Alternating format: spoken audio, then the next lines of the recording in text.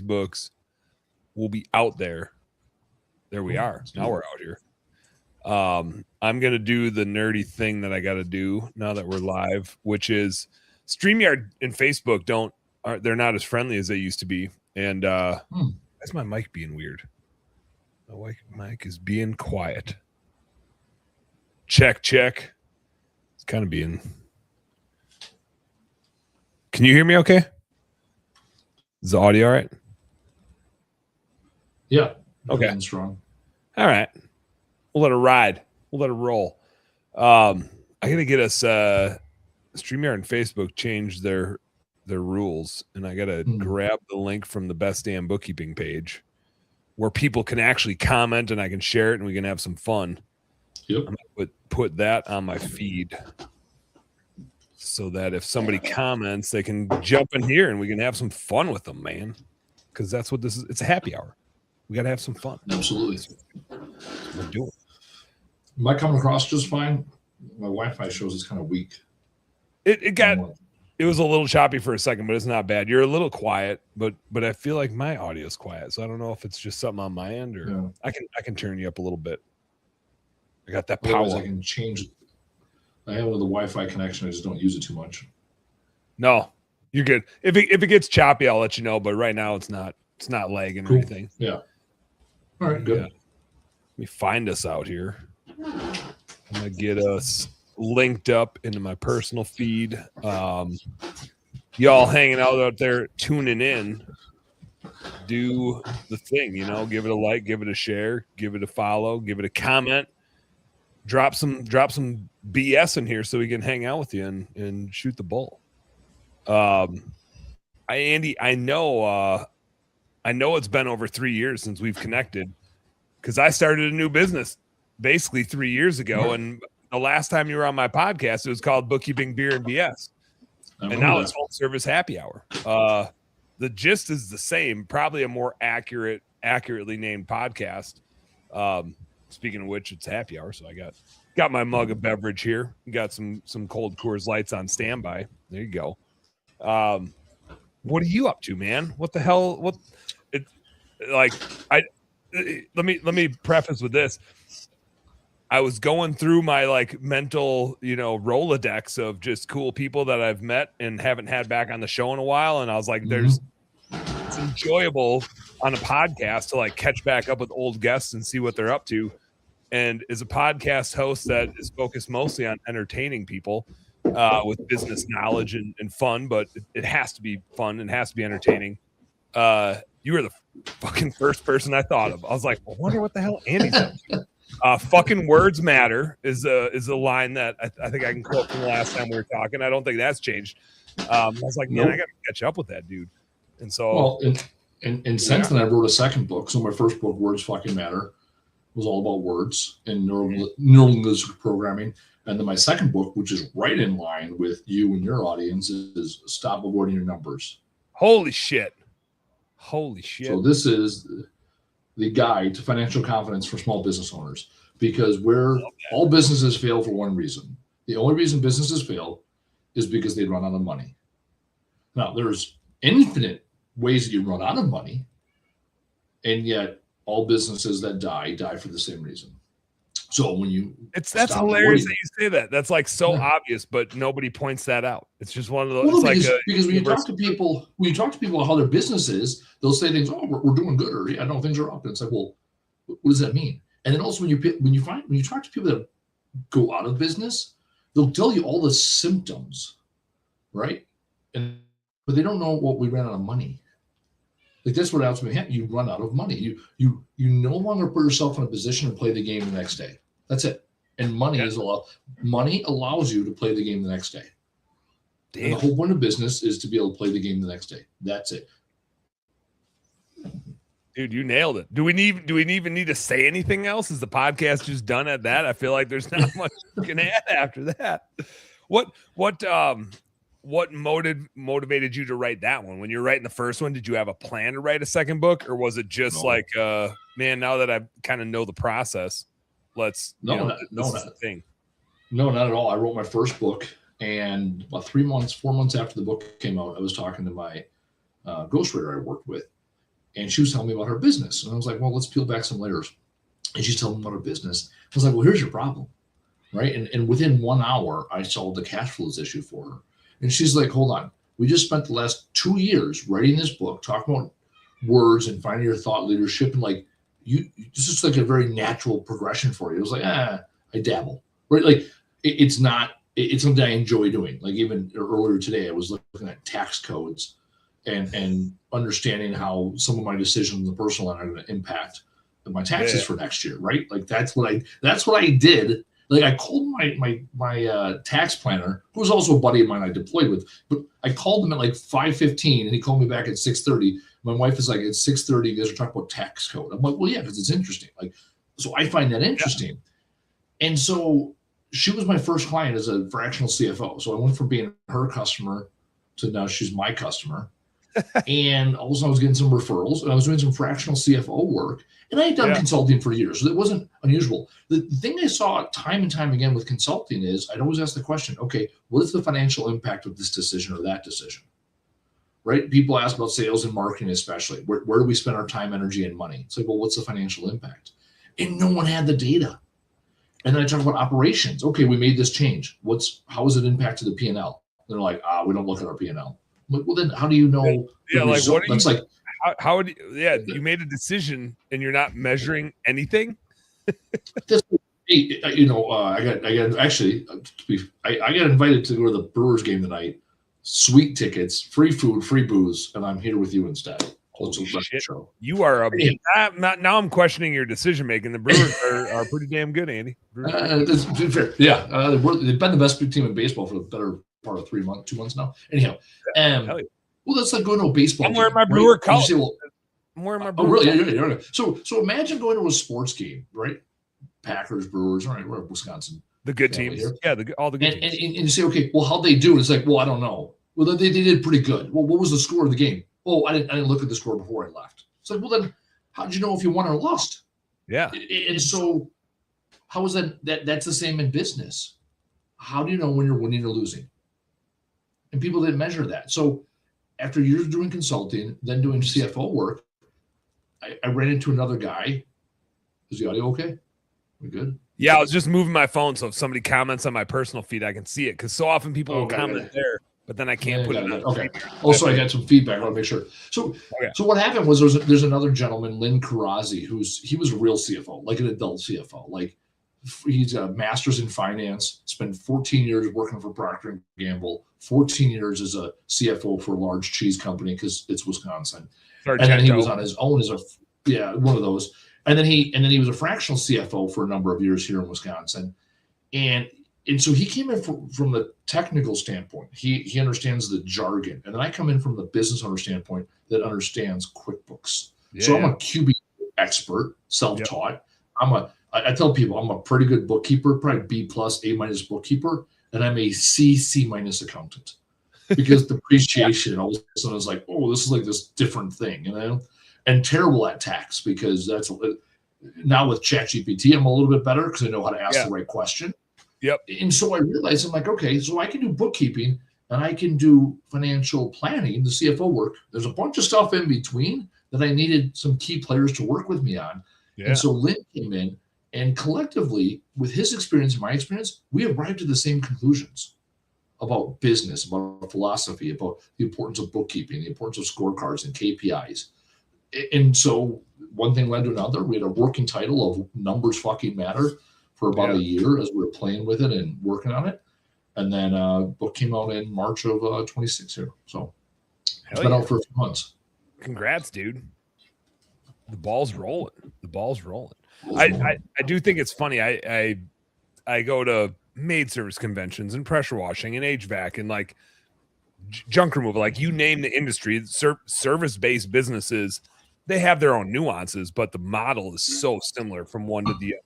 Some are more recurring, some are more like big single tickets, but like the P&L lays out very similarly across a lot of different industries. And one of my principles that when I get on stage, I always remind people is you're in the business of decision making. It doesn't matter if you do junk removal. It doesn't matter if you pick up dog shit. It doesn't matter if you install HVAC units. you're just in the business of decision making, and every decision that you make is numerical. Every single one. That's it. And even the subjective stuff, even the subjective stuff that people are saying, well, how do you do that? Yeah, employee engagement. It is objective. What did you do and what impact? What is your retention? You know, we do quarterly reviews. A lot of people, a lot of companies, big companies, small companies, they refuse to give employee reviews. And we rate our guys on 3 different things. So first thing is values. Second thing is GWC, get it, want it, and have the capacity. I was showing my team the people analyzer today. Okay, so EOS. So those first 2 steal right from EOS, right? We use them. We're an EOS company. I pay my money and do the thing, right? And then the third thing we have is our capability matrix, and it's 1 through 5. We look at 6 different things: attitude, ability, adaptability, character, competence, camaraderie. Hell yeah. These 3 methods, values, GWC, capability, can be used in every single service-based company.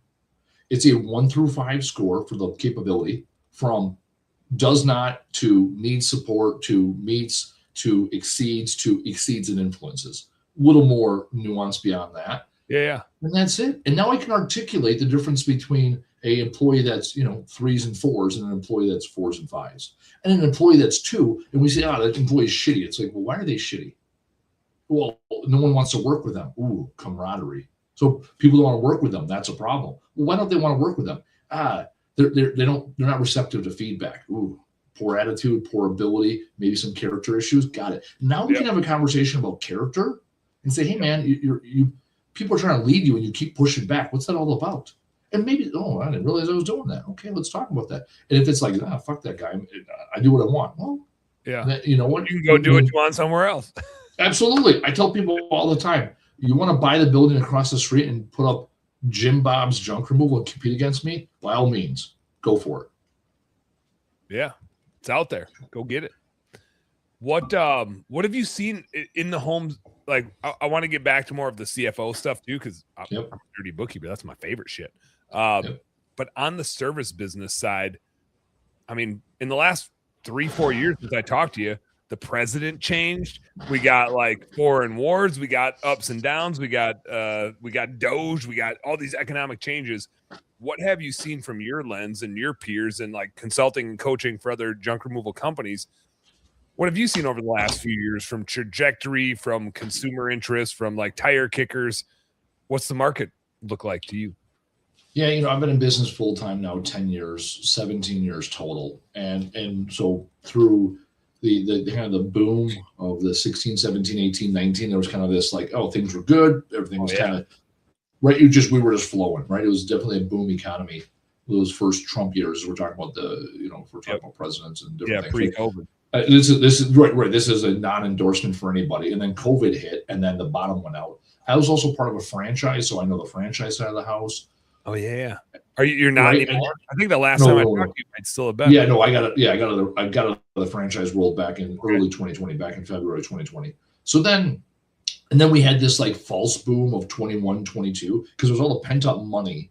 Oh, dude, 2020 just throwing money at all. Right. So people got free money. Plus, people had money that they didn't use, right? Instead of doing a vacation, they did a remodel, and instead of whatever buying a diamond ring, they're cleaning out their basement, right? So then there was this pent up money that was unused, and then people felt the need to spend it on something, and there was also the free money. So there was this 21, 22, and even going into early 23, especially the housing market, there was this false sense of like overcorrection. It's great, yeah. And since 23, 24. It's kind of normalized. And I would say it's almost 25, 26 now. I would say stabilized to a point where it's costing more to acquire customers than it was before, because there's still a handful. I wasn't gonna say a ton.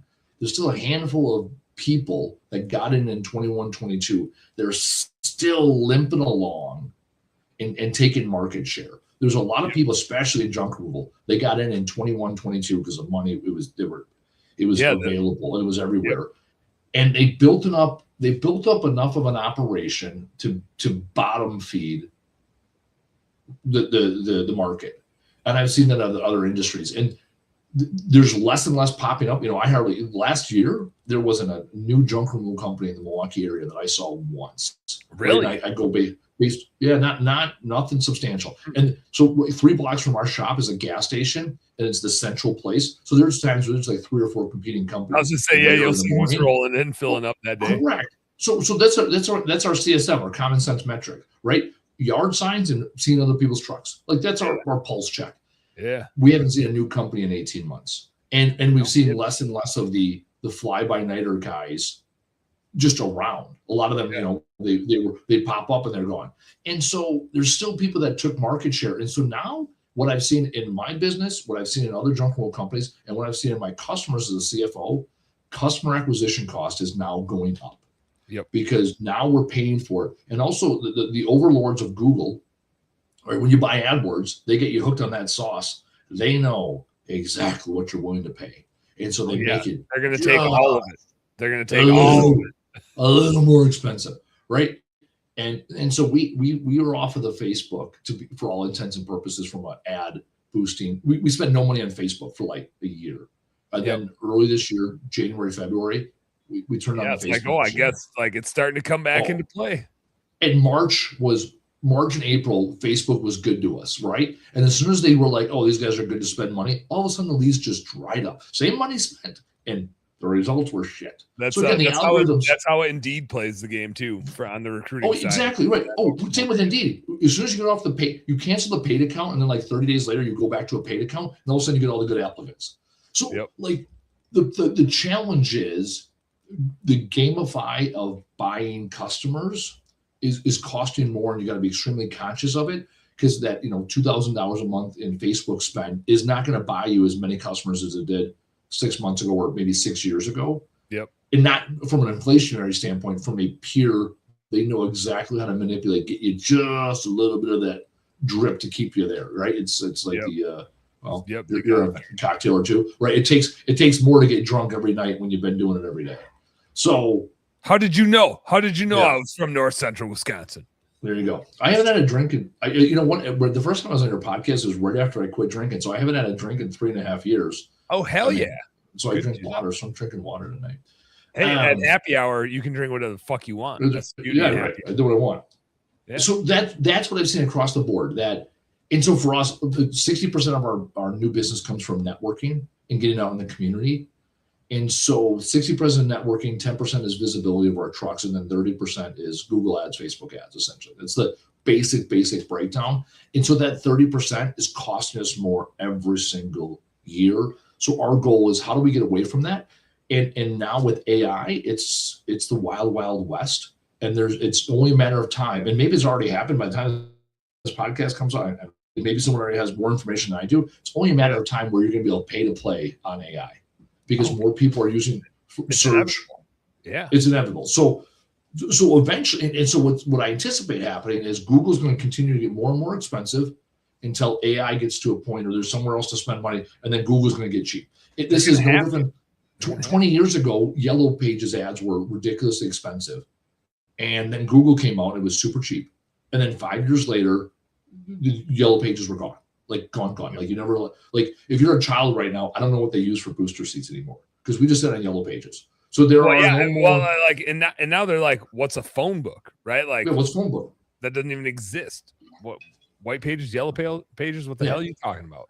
So I anticipate Google ads costs going down, and that's going to be cheaper for business. It's just there's going to be something else competing, and maybe it's Google, maybe it's Gemini. You gotta buy AI ads now. I don't know. Right? Or it's going to be Chat or Manus, or name the AI. Hell, right before we were talking, I was working with Chat on my new workshop. Like, I use AI every day. I use I use AI as a tool way more than I ever use Google. Google is like research, and then I'm sitting over there reading, and I'm using Microsoft Word and PowerPoint. And now with AI, I'm doing all the work with AI. And now I'm just copying the work done in AI to Microsoft Word, so I have a place for it. Yep. And so more and more people, your newer, more educated buyers are going to be using AI. And so how do you acquire customers through AI? That's a great question that I mean, to hear the answer. It feels like the start of Google ads back in the day. where that digital marketing didn't really exist. We were doing the classic, the yard signs and the door hangers and a lot of paper-based marketing. And then when Google Ads came out, everybody was tentative and suspect. I remember Home Advisor was like all the rage for a minute in the home service space. Yeah. And back in like 2016, 2017, 2018, that came in and competed really well with Google until Angie's List bought them, and then Angie's List started to suck and Home Advisor started to suck. They like doubled down on just like Groupon, and then like Groupon was always awful from a vendor standpoint, but it was just hilarious. But Google won that. Like they kept the price low until they won that. And then once they won that, and they know none of us are using Home Advisor, and I talked to somebody today that is using Angie's, and I was like, well, I haven't heard that word in a long time. I was a Thumbtack guy. I love Thumbtack. 2016, 17, they were great to me. And then January of 18, they changed their model. I remember it went from like $24 a lead to $80 a lead. And they're like, oh, $80. But this was their argument. They're like, $80 to acquire customers, pretty average for junk removal. I'm like, I'm not acquiring them at 80. I'm acquiring the lead at 80 in one in every 3. And you're selling that lead to 20 people. Yeah. So the problem was I went from $24 a lead and I was closing like 1 in 4, 1 in 5. Yeah. So I'm somewhere. That's an okay acquisition cost, but that's right. So $80 to $100. But when I'm starting at $80 a lead and I'm still closing 1 in 4, 1 in 5, and my average ticket price is $600 and I'm paying $400 to $500 for that. Yeah. That doesn't work out. $300 to $400. The math ain't mathing. Yep. And so customer acquisition costs through Google, they know, like in our market, our average, or we call it AJS, average job size, is right around 750. Yep. And they know that we will pay up to $75 to $100 consistently for that converting lead. So maybe I'm buying them at $20. I remember was it Google Home Services? What was their similar? The local service ads? Thank you.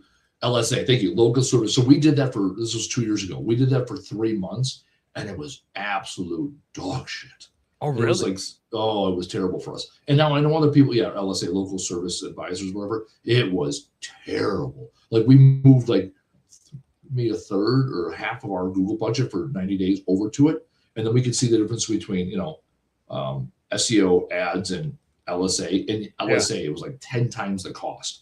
And the leads were garbage because the people clicking on them were the wrong people. Well, and it's like it can be hit and miss. And I wonder if it's industry by industry, because I've seen it work really well in other industries. And I talked to some, and I've noticed it can vary so much by geography too, like way different results by geography. But it's the top real estate that can be risky because you're just also going to get the first tire kicker that doesn't want to scroll anywhere, and they just want the laziest. And that's exactly what you get. You get the person that typed in something in Google, right? They'll type in, like, we got tons of City of Milwaukee. So they type in City of Milwaukee pickup schedule or something, and all of a sudden can't click. That must be the number. So you get the laziest people. To your point about geography, I had 10 locations. I had 10 locations across the country at one point. And I remember Yelp was really interesting a number of years ago, where Yelp was like our second or third lead generation in the Twin Cities and in San Diego. And in Wisconsin, it was not even in the top 10. When I say something like Google LSA was dog shit, people in the comments can be like, oh, it works great for me. Oh, awesome. I'm individual experience, right? Also, yard signs do not work in our market nearly as well as they work in other people's markets. Yep. Milwaukee is known as small Milwaukee, where it's like the biggest small town ever because everyone knows each other.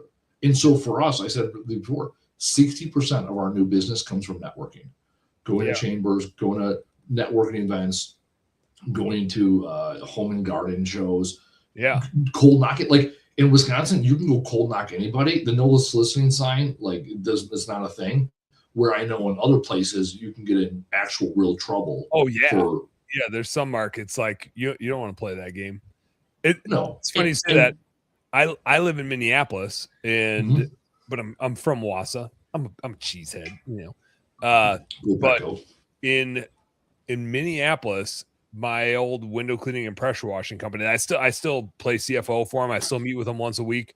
Very little in the house, What's up, Barry? Good to hear from Barry. You got to book a damn bookkeeping demo with me. You still owe me that. You still got to get back on the calendar.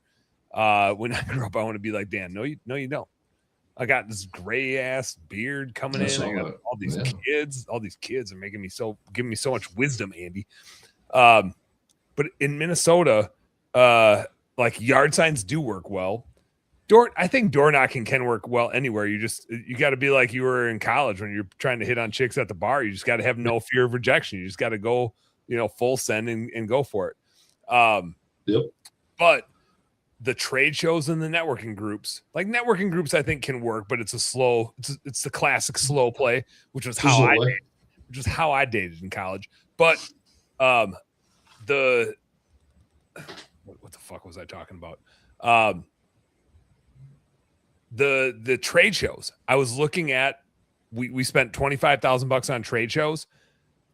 I don't know that we got 10 clients. We got 60 leads, and trade shows can be iffy because it depends who's standing there. It depends what type of trade show. But in Minneapolis, it's not. And you would know it if you like, right? If you know Minneapolis, like you've probably been up here. Minneapolis, Milwaukee, wildly different. Like not much different in size, and one state away. I had a business there. We had our business in a little Canada. Oh, so we ran a business like 10 minutes, 10 minutes from my house. So White Bear Lake. So our business was located from a Google pin in White Bear Lake. Our actual shop was in Fridley. So either way, North St. Paul, Minneapolis. Yeah. Oh, completely different. Well, here even in Wisconsin, the Milwaukee market versus the Madison market. I show up with camel pants in Milwaukee, and they're like, "Oh, thank you for your service." I show up in camel pants in Madison. Oh, they trying to rob me. It's the vibe, and so again, your city by city. This was a realtor years ago. I was at a KW event, and one of the nice things I still love this today. Going to conferences, whether I'm a sponsor or I'm a speaker, I love the opportunity to listen and learn.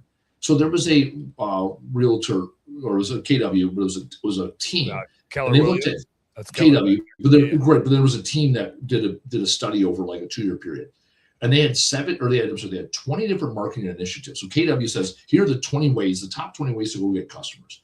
And so they went out and they realized that of the 20 ways in their market for their team, there was 3 of them. Their top 3 initiatives accounted for 83% of their customer. So what that tells us is, again, the 80-20 rule was proven in that model, wherein they took these 3 things that work best for them, and now they're going to put all their time, energy, and money only into those 3 things. And yes, the other 17 came up with 17%, but that's a waste of time. Yeah. So for whatever market you're in, come up with 20 different initiatives. Hell, you can do this with chat. Come up with 20 different initiatives and test them out in your market, and then figure out what are the top 3. When we first started in a business, I didn't know off the top of my head that the top 3 were going to be networking, Google, visibility of the trucks, because I was under the impression that I was going to do Facebook ads, because I was told do Facebook ads and you'll be fine. And we never had great content. We were inconsistent. Google, the great thing is you kind of set it and forget it. Facebook is not like that. Facebook is about being active and engaging with everybody, right? And adding people and commenting and all this other maintenance stuff that we weren't interested in. And when I went to networking events, I would go to networking events looking for leads. I remember my first summer I went to a handful of networking events, and then we got all of a sudden our phone was ringing, so I stopped going in like September. And all of a sudden in December, I showed back up, and the guy's like, "Where have you been?" I was like, my phone's been ringing, so I didn't need any more leads in October, November. He's like, "No, dummy, you're supposed to come every month. If you only show up when you need leads, no one's gonna give you the time of day." Yeah, you're gonna lose the trust. You're gonna lose the relationship. 100%. So thankfully there was a fellow veteran. He's about 10 years my senior, named Alan, and thankfully we had that conversation, because I thought you went to networking events only when you needed jobs, not to be an active member of the community, because networking is much more of a marketing play, right? Long-term, slow drip, than as a sales play where there's a very clear follow-up. Marketing, networking is marketing, being places and saying the right things. And the cultivation, right? The farmer aspect versus the hunter. Yep.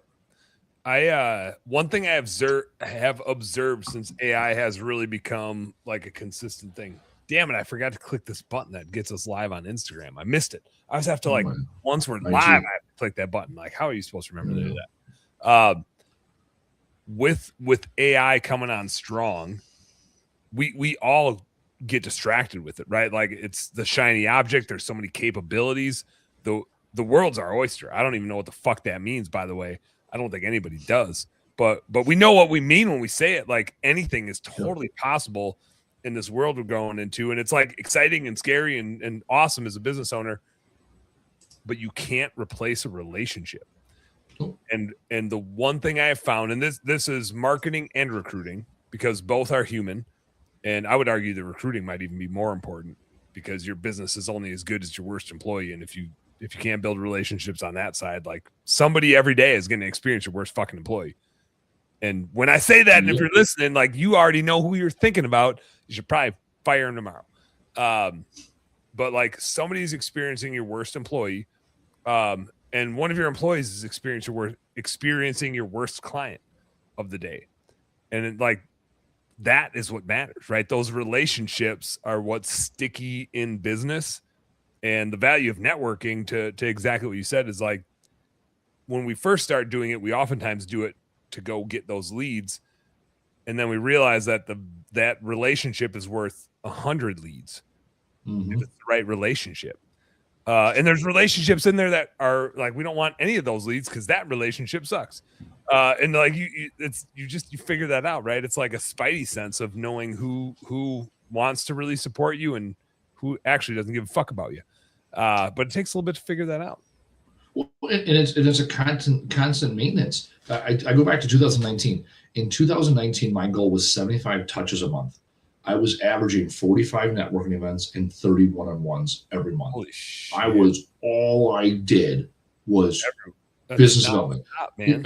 I remember my joke. I had a 6-for one time where I had a breakfast event, coffee, lunch, coffee, business after 5, and then drinks. So I had a 6-for one day.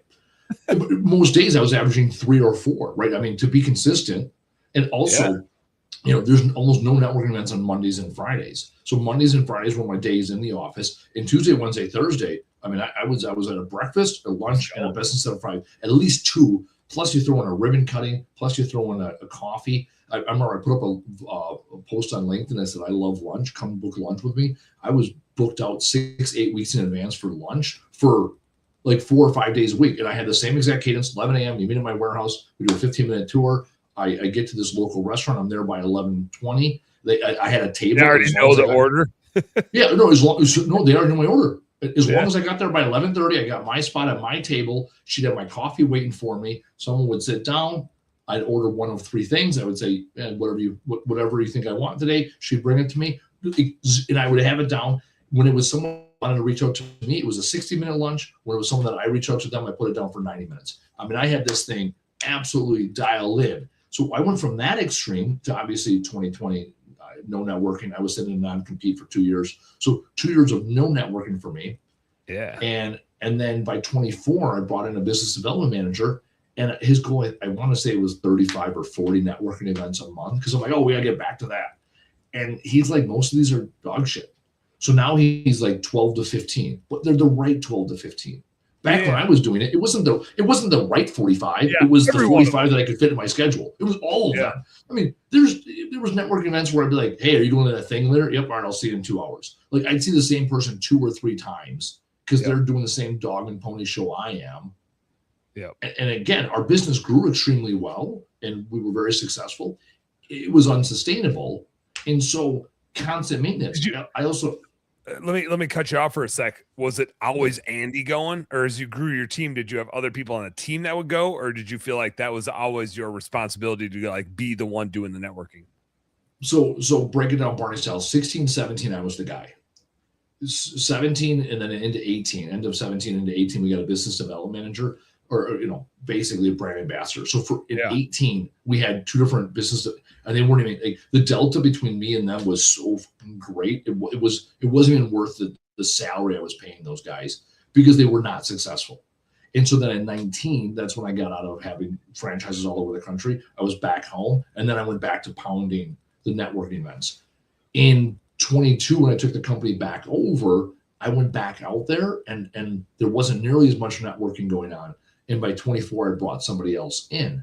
And he's been doing it full-time since, a little over 2 years now. He's been doing it full-time. And he went from, again, those like 30, 35 events down to 12 to 15. And more recently, he's like, ooh, I need to get back to like 15 to 20. Like, let me join this association. Or you know what, we left that association a year ago, and some of those leads have dried up. Let me go back to that association.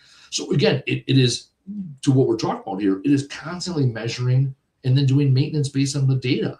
Right? We measure and then we make adjustments and then we measure again, versus saying, oh, we're just going to go to a bunch of networking events and hopefully it works out. It's like, well, that's not a plan.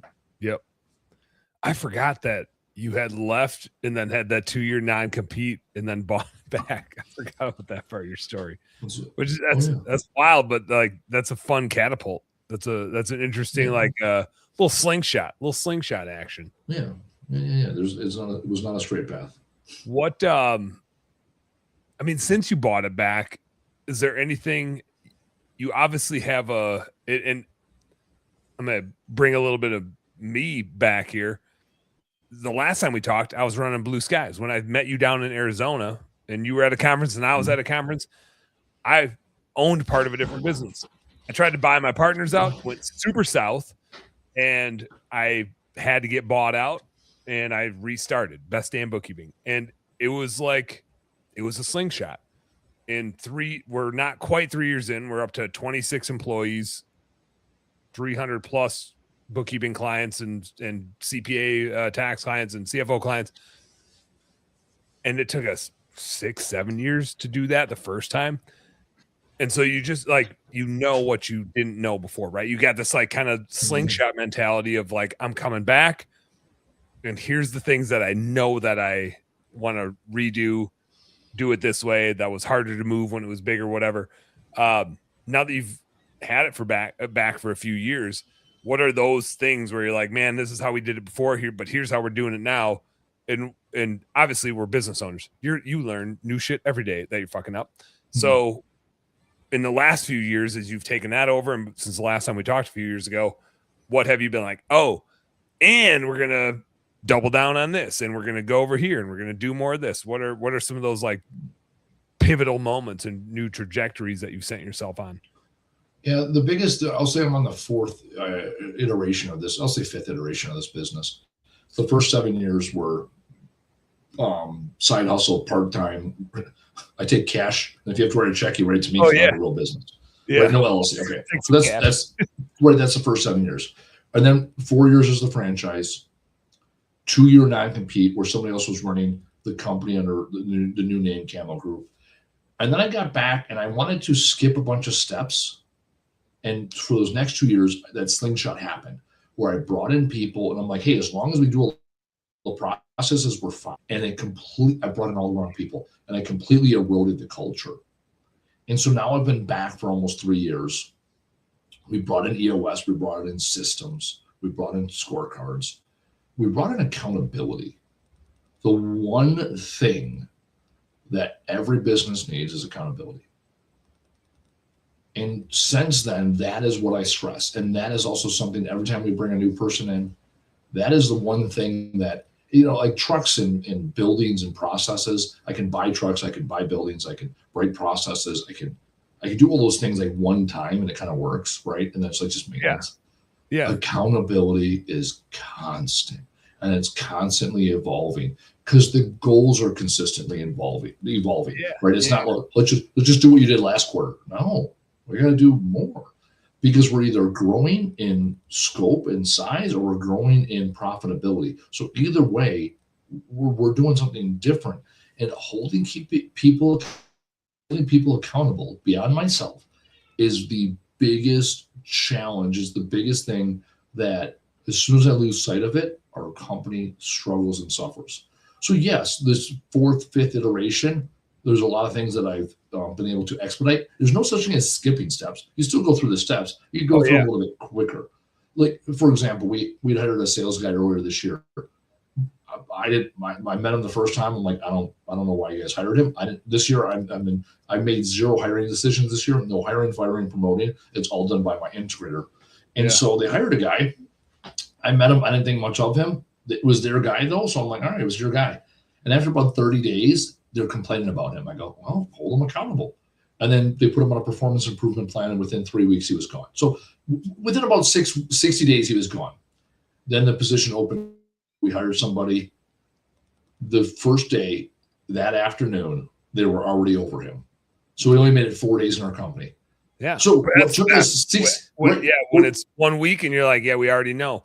Perfect. And what was interesting is the 2 guys that were not part of the hiring process the first time were brought in the second time to be part of the hiring process because they're like, we're not going to let this happen again. And then after that guy didn't work out, the one guy, Gabe, who's our senior account executive, he's like, what the fuck? He just like lied in his interview. Like that wasn't the same guy that should. I'm like, welcome to hiring. And Gabe's 24 and as green as green could be, fresh out of college. I'm like, people lie in interviews every day. So you're gonna make shitty hires. The quicker you can identify it was a shitty hire, the wrong hire, the better. Yeah, it's okay to hire the wrong person. It's just not okay to keep them. Correct. So what took me a year the first time took us 60 days earlier this year. And now it took us a week this last time. So hire the wrong person and then fire them. We're just getting better at it. Are we going to still hire the wrong people and fire them sometimes? Absolutely. Yeah. We're just going to get better at it. And then so we get closer to having the right people. That's it. There's no such thing as like, oh, I'm going to get so good at hiring that I'm going to have 100% retention and everyone's going to love me and I'm never going to make a bad hire. It's like, no, you're not. Like, that's a fool's errand. Oh, yeah. And I feel like the longer you're in business, the more you realize it's so great to make mistakes. And especially when your team makes the mistakes and they call it out and they learn. Part of that's the accountability, right? Like, yeah, that's it. You build the culture that says, hey, I fucked it up. We have a thing that we implemented and Skip, who's my GM, who followed me from my last company. Like he's the one person that was like, the minute you're gone, I'm gone. I don't care. I'm either coming with you or I'm not. I couldn't hire him, so I had to make him a subcontractor. I still got sued over that, but he's our GM today. Like so valuable, fucking brilliant, the hardest working motherfucker. He's just on it, right? He takes care of everybody. Mm-hmm. He's a hard ass. I'm not a hard ass, but we need that integrator role, that like GM role to be a hard ass. And just like from the get go, he's always set that tone. And we were in that pivotal point where we were making those decisions and those trade-offs. And I remember we were shopping around. We were looking for a new CRM, right? We're a year and a half in, and we're kind of through our CRM on training wheels. In the accounting world, we had one called Honeybook, and it's not scalable. We were hitting 500 to $1 million, that like range, and you're like, I'm in that CRM that just doesn't scale to 7 figures. And so we went out and we started shopping for the big dogs that can like do the workflow. We had Monday.com for workflow processes and then the CRM for communications and billing. And we were like, we just got to like find the thing that can really run this thing. And Skip went out and looked at all of them. And then he said, okay, here's what I like. Here's and what do you want to do? And I said, this ain't my decision, dude. Like, this is your business to run. This is my business to grow and my culture to build and to like help you become the better leader of it. But this is your decision. And if it sucks, it's also your problem to solve. And both are fine. And you might not like it. And that's okay. Because if I decide we're probably not going to like it either, it's a CRM. It's not going to hit the mark of whatever we think it's going to be. They just sold us some shit. And they did, and we're working with them. But if we chose the other one and we did a pros and cons list, we got it down to 2. And I was like, I think we should use one. He's like, I think we should use one. I was like, well, let's go with yours. Because this is yours. This is your decision. Yeah. I make decisions all fucking day. But now it's your turn to make some decisions. And I trust you to make the right decision. And I trust that you have that accountability of if you don't like your decision, you're going to own it. You're going to deal with it. You're going to ask for my input when you need it. But like, you're as smart as I am and fucking probably smarter. You're more qualified to make these decisions. This is your world. And I think like part of it was it gave him the confidence to go make those decisions, but it also gave him the freedom to go screw that stuff up. And I think in hindsight, he would have chose the other one. And he spent a lot of time like giving them feedback and trying to build up that CRM that we chose and help them and give them feedback. But it's that accountability of you made that decision, and that's okay. And it's okay if you don't like your decision that you made. I screw so much shit up, and if we let me make every decision, we'll be so fucked. Like, you all need to step up and make some decisions, because I don't know the right answer. I know who the right people are, and I still will get that wrong most of the time. But if we know what we're looking for, then you all will know if I brought in the wrong person. I still do most of our recruiting for our US team. We have a team in the Philippines too, and so our team over there handles that. But you won't tolerate them, right? You're a bunch of A players. If I accidentally bring a B player in, our team is like on them like hound dogs. I find out about it so fast, they won't make it to the end of the first week because they're like, this person can't hang, dude.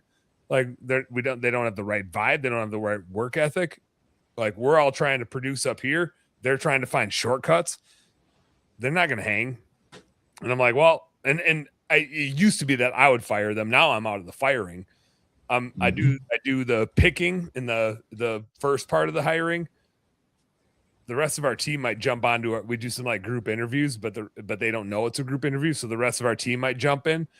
They have the link. And so they might just like, fly on the wall type of see who they like in a group interview setting, which is kind of funny because I have to treat them like I don't know who they are, which is hard because I'll be like, yeah, just ask Katie or just ask Skip over here. Like, oh, wait, shit, you guys don't know that they work for me. I don't want you to know that they work for me. They're just another applicant. They're another interviewee. But our team decides who sticks, right? Like, when you have a bunch of A players, they'll tell you. They know who can hang, who can't. And it just like you said, it all comes back to the accountability. They know what's up.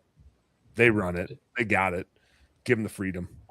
And you said from the top that we're in the decision-making business. And when you can start delegating decision-making, that's when you can start 10Xing your business instead of 2Xing it. Yeah. That's one thing, those first 3 or 4 years were highly successful because I was highly involved. I realized this past year, I changed my mindset. So 2+ years ago, I bought out a competitor and he came in. We merged companies. He came in as our integrator. And I said, the first 90 days, I was like, you're going to learn within the first 90 days, like 75% of what I know. And then it's going to take like 2 years to figure out that next like 20%. And then we're going to get to like 95%. You're going to know it as I'm going to say it out loud. And you might not know it as, and you share experience. And then I realized earlier this year, Rick and I were talking, it was like January, February, it was after our annual. And I said, okay, you know like 95% of what I know. I am like out of answers.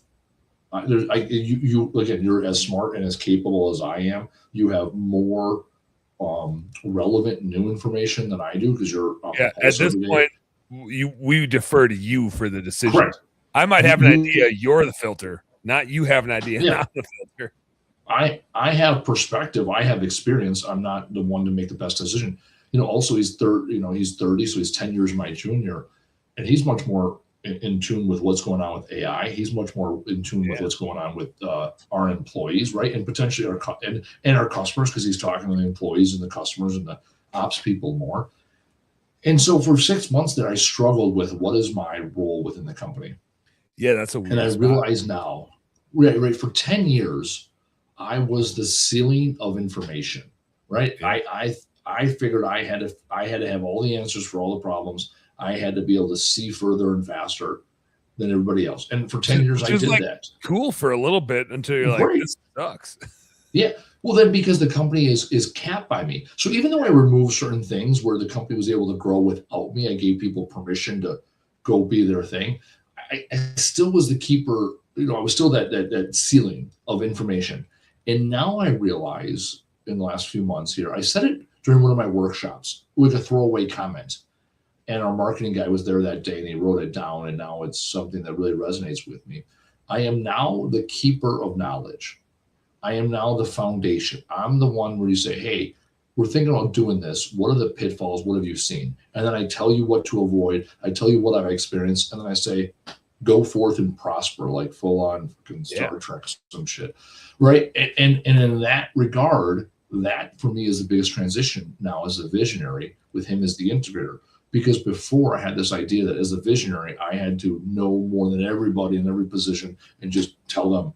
And now it's like, no, part of my job as a visionary is to, if we go like Bram the Broken, full Game of Thrones here, right? Like to know and remember all the stories that got us here so that we can avoid the pitfalls. Like we're still going to make choices that don't work out. We're going to fuck up with our dollars. The goal is that we, we're right 51% of the time, right? That's the goal or more.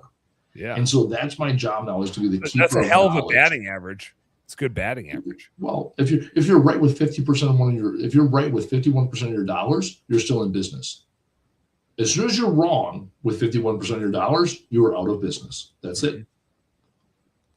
For an extended period of time. There's times where you're going to be right 100% of your dollars on a marketing play. Oh, 100%. Yeah, this is the, again, 10 years. I'm saying 10 years, right? Well, that's why you can go to Vegas and take $1 million from a casino, and it makes no difference to them because they're going to get that $1 million back over time. The casino wins, and same with business owners over time. We had a job this like 2 months ago, a random job, something we typically don't do.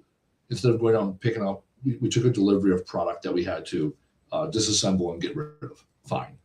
They quoted over the phone. My guys were like $700, not a problem.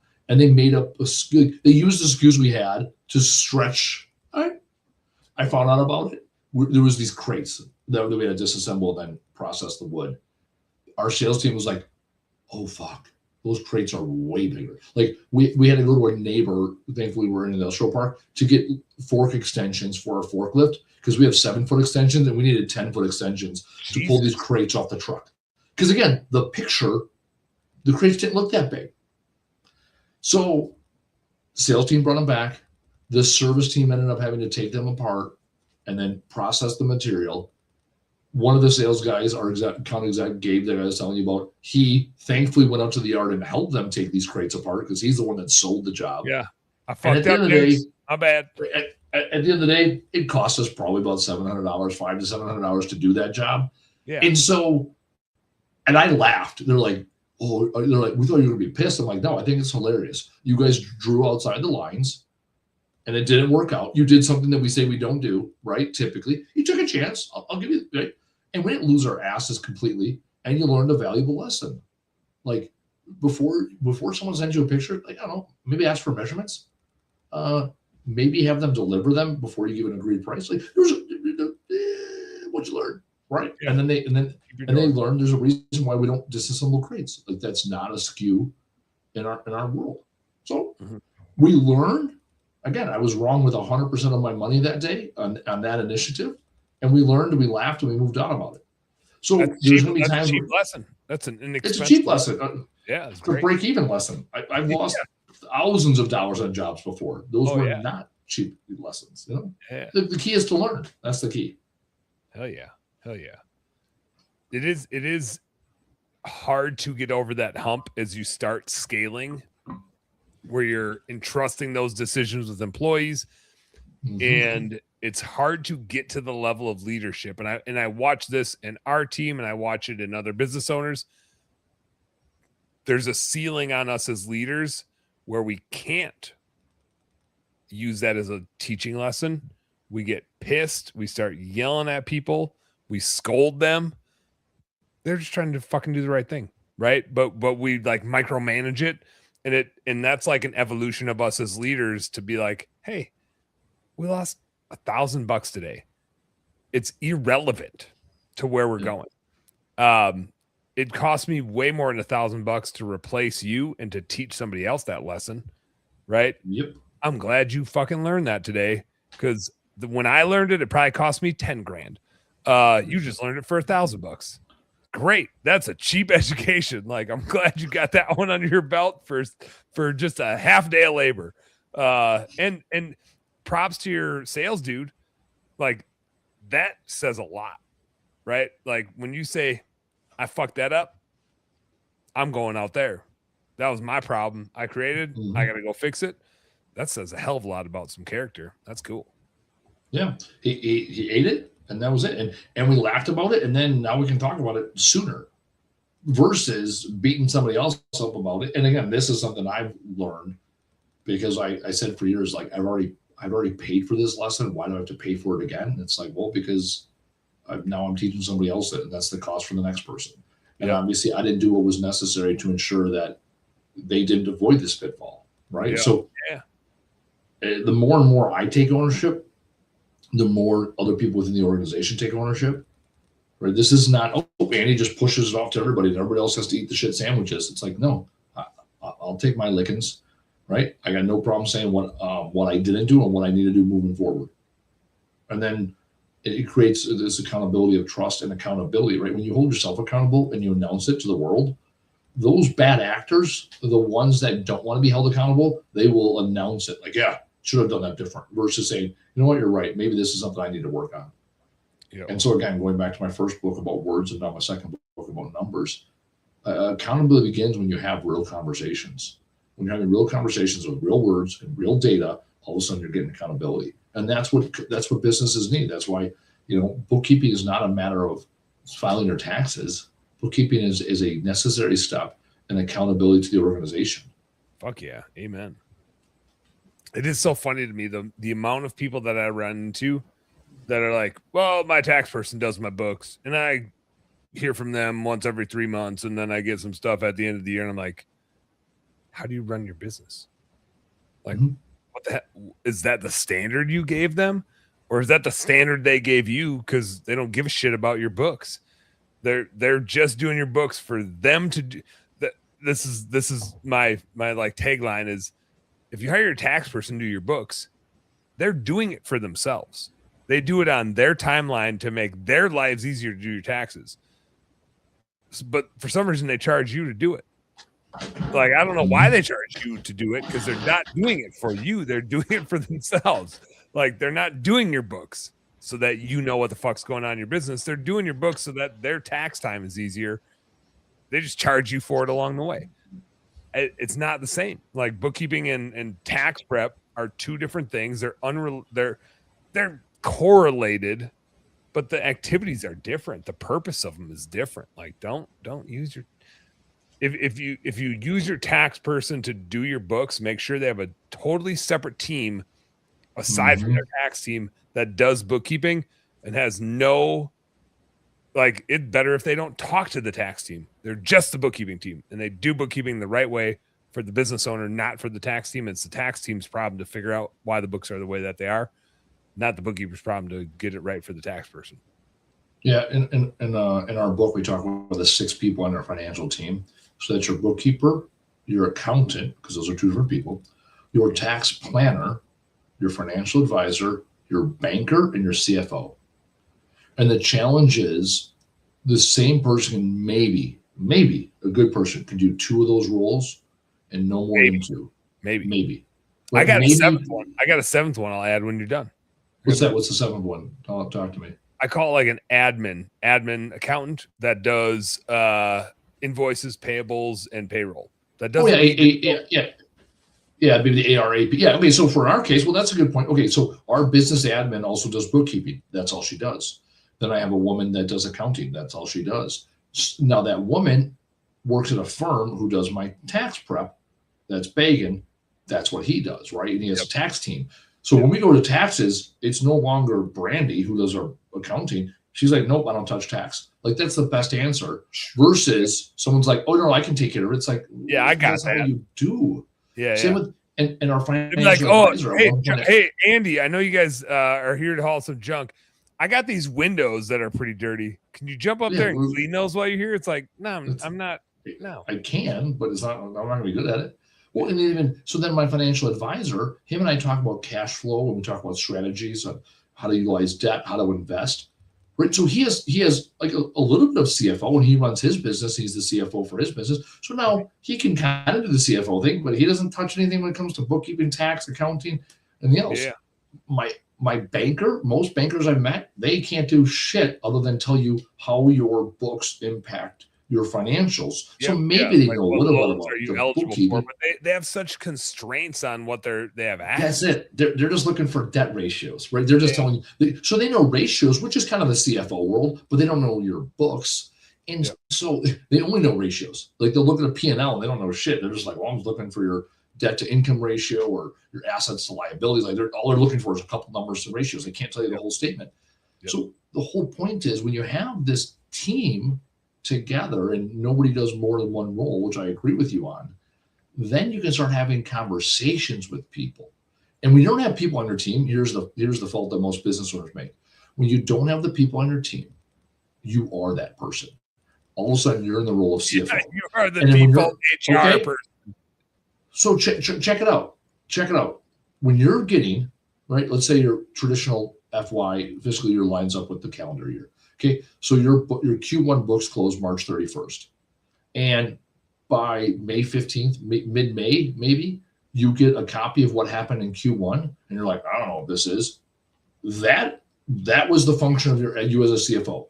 Yeah. Almost every customer I go into as a CFO, or everyone, I have a conversation with their bookkeeper, and every single one of it, maybe they get their books within 30 days, at like best case at the end of the quarter. And I say to them, this is the standard I have is, I want the books for the prior month done 10 days into the next month. Yeah, and they look at me.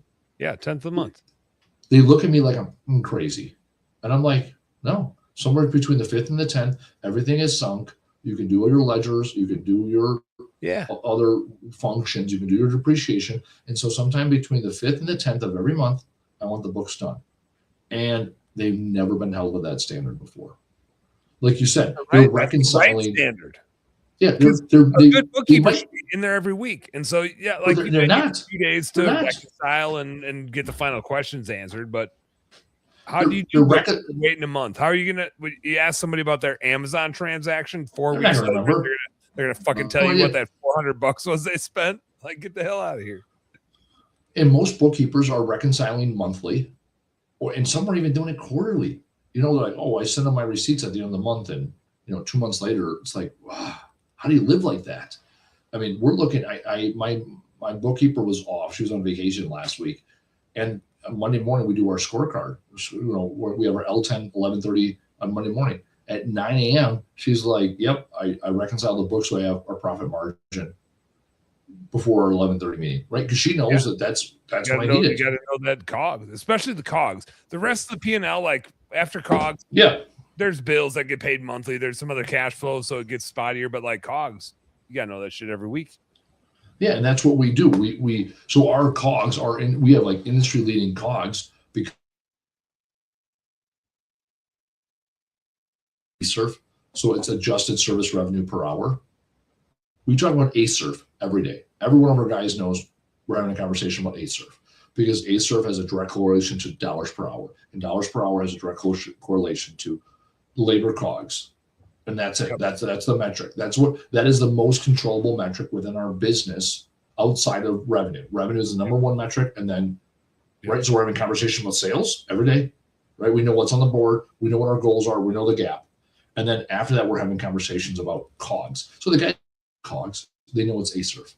And they know that our goal is $150 an hour. As long as you're above 140, you're good. And when you're below 140, we're having a conversation. And there's days that guys are 180, 190 because things went well.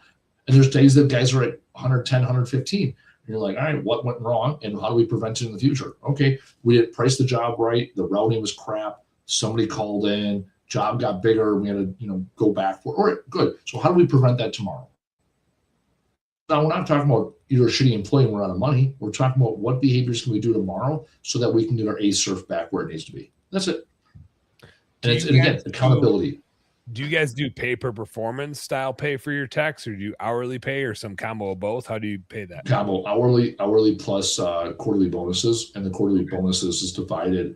It's the delta. So we take the difference between our our planned labor COGS against actual labor COGS.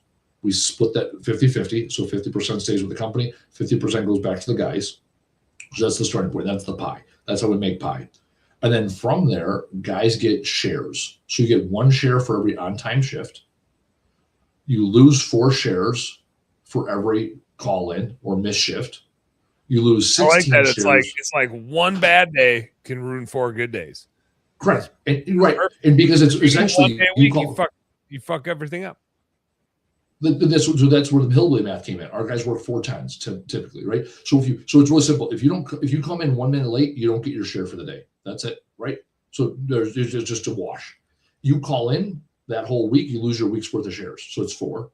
You have an incident, and we define an incident by a couple different things. But when you have an incident, you lose 16 shares. So you lose your entire month's worth of shares. Then we give basically, if you're a recycling specialist, driver, crew chief, or service manager, you get a multiple because you have more impact on the business as a service manager than you as a recycling specialist. Oh, I missed one thing. So we take the delta between plan versus actual, split it in half, 50-50, and then we subtract any damage from that. So when they have damage that we have to go repair a floor, that comes right out of their collective bonus. Yeah. Right? And then from there, guys have their shares. So at the end of the quarter, we take the bucket of money. Everyone knows what their shares are. We track this every other week. So every single person can see their business. I love the shares. So if they have a pot of 50 grand, yep. I'm just using the number. 50 grand is the bonus pool for that quarter. Their shares based on their own behaviors is you add it all up. That's their proportion of that 50 grand. That's it. That's sweet. And the only thing that affects the dollars in is the delta and the damage. I have a methodology that is in disagreement, but I'm really questioning my methodology, which is we've always paid tax weekly. Mm-hmm. And I've had the mindset. I'm not trying to argue for this. I'm just stating it out loud because I'm thinking out loud like, man, does this actually maybe I like your method better. Mm-hmm. We pay our tax weekly. Like everybody, the sooner you can get people the money, the better. And from a culture standpoint, even with the bookkeeping business, I pay my people weekly. But I've always liked paying tax weekly, and I've always felt like the sooner I can pay somebody their bonus for the production that they had, some mathematical way, I want to give it to them sooner. And so tax, we will do performance-based pay where they get a % of the revenue they create. But if you're a tech manager, I usually do that bonus monthly. Like you might get commission on the work you do, but then I might look at your COGS monthly against our budget and you can get that plus minus basically what you're talking about, but just for the manager. And if you're a general manager and you're not just managing the COGS, but you're managing the business spend and you're talking about marketing stuff and the admin team and the insurance, whatever, and the rent for the building. Now I'm looking at the operating income and I'm looking at it quarterly based on this year versus last year.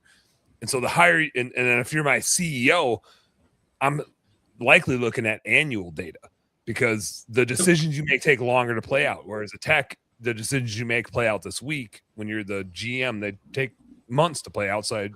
So I've always kind of been like, oh man, I like paying the bonus as fast as I can for the impact that you make. And my argument for COGS, again, I'm not arguing this against what you're saying. My argument to myself was always, I want them to be so connected to the impact they make that like when they have that week of pain and suffering and busting their ass, that they see it on their paycheck the next week. So they can draw the line back to like, holy fuck, this is the biggest paycheck I ever got. Oh, that's from that week where I kicked so much ass. Right. And they can draw that line. But I think as you were saying, I'm like, man, a quarterly benefit also is nice because they know that that's out there. And they keep trudging and they keep producing because they know that that's out there and they ain't going to leave because that's out there. I see 3M do that. My wife and I have been having conversations about like, does it make sense for her to join Best Damn Bookkeeping? Like we got a pretty sweet business and like she's got the big corporate job, but is there a reason why it would make sense for her to help our small business that we own? But 3M does a really good job of putting these things out there. And you're like, man, well, not till February for sure, because there's stock options and all these things out there where it's just like, it'd be crazy if we're going to make a switch to do anything before then. But then there's even this, and then there's that out there. And then there's this, that was just a lot of me talking, but there's like 10 questions in there. So there's three main reasons. So my brother-in-law worked for a company for like 8 years, and the way they did it, your annual bonus, you got it April 15th, mid-April, whatever the paycheck was after April 15th, you got your annual bonus for that. because their Q1 was the shittiest part of the year. And so you kind of earned your bonus in Q1, but you didn't see it until Q4, but you really didn't get it until Q2 of the following year, right? So follow the bouncy ball. Yep. So, and a lot of people want to leave, right? They want their Christmas bonus or end of year bonus, they bail. Well, this company didn't pay until April. So he had been recruited by another company and he left in March. He's like, fuck this, I'm leaving. He put his notice in. And he's like, well, I thought they were giving me my bonus. He was pissed that they didn't give it. It's like, no, that was a retention tool. They were using it to get you to suck it up for another 6 to 8 weeks. And he lost a substantial amount of money. If they know Q1 sucks, exactly. They know, right? And it was a substantial amount of money. So my first argument from a business owner standpoint, right? This is my HR hat, right? I look at it as a retention tool. So we have it now where the bonus comes out sometime after the 15th of the following month. And here's the other thing. You have to be in good standing and full-time working when the bonus comes out. So we had a guy recently who went on FMLA and he has his own side business. So I don't know what, not accusing anybody of anything. And I'm like, until he comes back to full duty for 30 consecutive days, he's not getting that bonus. And again, it's a bonus. It's not pay. It's a bonus. We're talking about practice here, right? Allen Iverson. Practice. Okay. Practice. Okay. So first thing is it's a retention tool. Second thing, one of our guys who's been very successful, he's gotten the highest bonus 3 quarters in a row. He advocated for a quarterly bonus because he said, if I see an extra $100, $200 on my paycheck, I'm going to spend it. But if I get a couple $1,000 at the end of the quarter, I'm going to save it. Yeah. Q1 of this year, he paid off his student loans after Q1. And after his Q2 bonus, he bought a Tesla. He went from driving like a 20-year-old Civic to buying a used, albeit Tesla Model S. And he said, "There's no way I would have saved 20-year-old Civic." Yeah, yeah. So he looked at it from a the pop is bigger standpoint, right? And then here's the third reason. This is my number one reason, right? I'm bearing it as for our business. It is labor intensive to figure out this bonus. Yeah, there's a lot of admin. Even though I track everything, we gotta wait till the books are reconciled because there's sometimes where jobs got bigger or smaller or got invoiced incorrectly. Yeah, this guy left halfway through because he had to run over there. Like now we got to do some splits. Yeah. So when you have straightforward contract work, billable hours, fine. And so those are my 3 main reasons why we do things the way we do them. And as of this morning, we did our State of the Union this morning with our guys, which quarterly I basically tell them where we're at with the company. When I did it this morning, one of my guys was like, man, how can we get bonuses faster? Or how can I get paid faster? And so it's not a perfect method because I had somebody today asking how we can get paid faster. Yep. So the number one thing that we can do is he also, this is his first time eligible for bonus because he only started in Q2 of this year. So for him, it's merely hey man, we have the tracker. It gets updated every other week after a payroll cycle. It gets updated. So for him, maybe it's not seen on the board that that's what my bonus is going to be because of right. So he'll see that. So he'll see his pot of money growing. So again, that's a very low cost, low effort, high impact by posting it. And also for me as a business owner, I was like, wait, why did we stop posting it? We used to post it on the board every other week. Yeah, we got away from that. Yeah. It's the fucking scoreboard, man. People love to see it. Yeah, correct. So we have our scoreboards on our ACERF. We have our scoreboard on where you're at with your training modules. What do they give a shit about the most? What's my bonus this quarter? So we got to bring that scoreboard back. That's as simple as that is. We and this might be like almost like too aggressive, but I mean, you do CFO and bookkeeping stuff. Everybody that works for us knows financials. Yeah. I show them all of ours. I show everybody the revenue that everybody produces.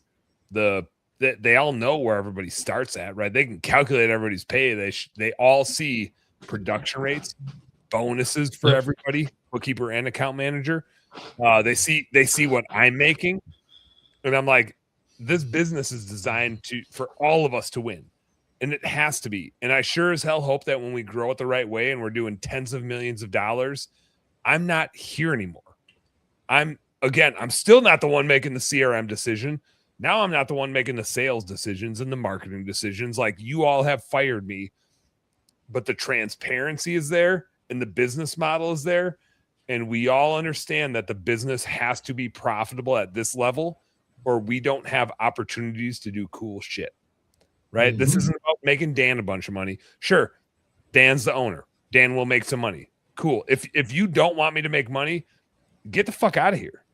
Like, because that would be like saying, I don't want Skip, my manager, to make money. I don't want Katie, my manager, to make money. I don't want Vicky, my badass account manager peer, to make money. If you're rooting against people on your team, get the fuck out of here.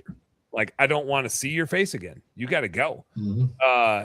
But I'm going to show you what we're doing as a company, because that'd be like playing a football game and be like, hey, to your example earlier, what's the score? I don't know. It's the third quarter. Go get it. Wait, but are we winning? Or are we losing? Or where are we at? I can't show you the scoreboard, man. You just got to trust me on this one. Like, we're gonna run a sweep. Well, but where? Like, should I get out of bounds? How much time is left? I don't like. What are we doing? Do we have any timeouts left? You're right. It's like your team's got to know the scoreboard and they got to see where they sit. So I show them all of their own production and it's public. Like, they can all go see it. But I don't want people on my team that don't give a shit about the scoreboard. If you don't give a shit about the scoreboard and how much you're producing and how you're contributing to that score, you go contribute to somebody else's scoreboard. Like, our team wants to win some shit. We don't want to just show up to, like, this isn't intramural sports. This is professional sports. We're doing this professionally, right? Like, we get paid to do what we do. So you better care about the scoreboard. Yep. Jai, my producer, Jai came in, said, rocking a new hairstyle, Dan. 2 for 4 on shows this week. Hey, now, Jai, I got 2 more shows tomorrow. And also, I'm not rocking a new hairstyle. This isn't just for Andy, although not that he doesn't deserve his own hairstyle. I got out of the pool, and then I had my hat. My hat's right here. I had it on, and then I was like, you know what? I've kind of got the wave going. Yeah, you got something going there. I got out of the pool, and I like had pool hair when you get out of the pool. Yeah. And I was like, you know what? It just looks stupid, and this is the type of dude that I am. Is just whatever my hair's doing, unless it's like real bad, I'm rocking it. I don't really care. And I had the hat on for a second, but it also gets uncomfortable when you got the earphone. Yeah, actually, and I put my hat. I went downstairs to grab my hat to put it on because I'm a hat guy, and then I come home and say, I have hat. I have the opposite issue. You're also to slick it back. I don't have pool hair. Now you're good. Now we're in it. There we go. Yeah, I did have a shoot. I had a shoot today, and they were doing the lifestyle photos. And of course, my wife's like, "Take your hat off." I'm like, all right, so there are lifestyle photos. This is what the 40s looks like. This is what the 40s. Now I feel like I have a huge forehead, but I got a great. I mean, at 42, I got a great hair. I got a great head of hair, like no doubt. I'm tall and I got a great head of hair. That's about all I got going for it. You know, I got a little cheese pooch, no big deal. I feel like I feel like I have a lot of forehead right now. Just because the pale to dark is the drastic, but that's my blonde hair covers it up, but you can see it's getting pretty back here. It's getting, and there's a lot of what's interesting to me is that my gray is going farther. Yeah, it's going one way. Yeah, it's getting farther this way. That must be the side my kids are usually. You know what it is. This totally makes sense.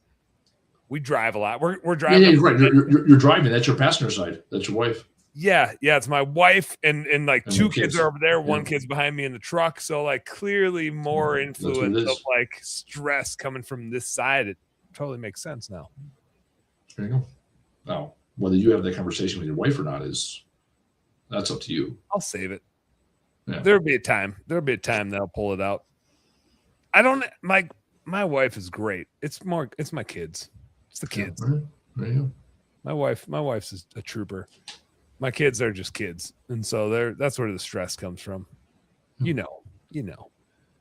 So what do you got in store, Andy? Like it's been a while since we talked, but you haven't wasted any fucking time. Like, you just got all sorts of shit going on. What's next? What are you up to? Yeah, so what I was working on right before this podcast, I'll work on after, and I'll be doing tomorrow is I do a workshop on conflict. So I teach people, business levels, really from entry-level supervisors all the way up to CEOs, how to engage in conflict. So through the use of numbers and language.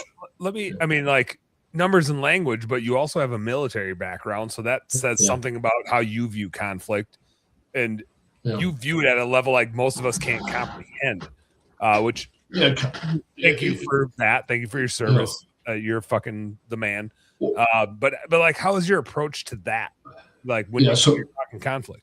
So this weekend there was, we did a veteran hike, and on one of the street corners we were walking by, there's people protesting, not us. There was like general protesting because it was nice out and it's Milwaukee. And one of the signs, I'm in Minneapolis. We got those assholes. There you go. Yeah. Right. And it said war is not the answer. And I looked at the person next to me, one of the guys I was hiking and walking with. I go, well, it depends on the question.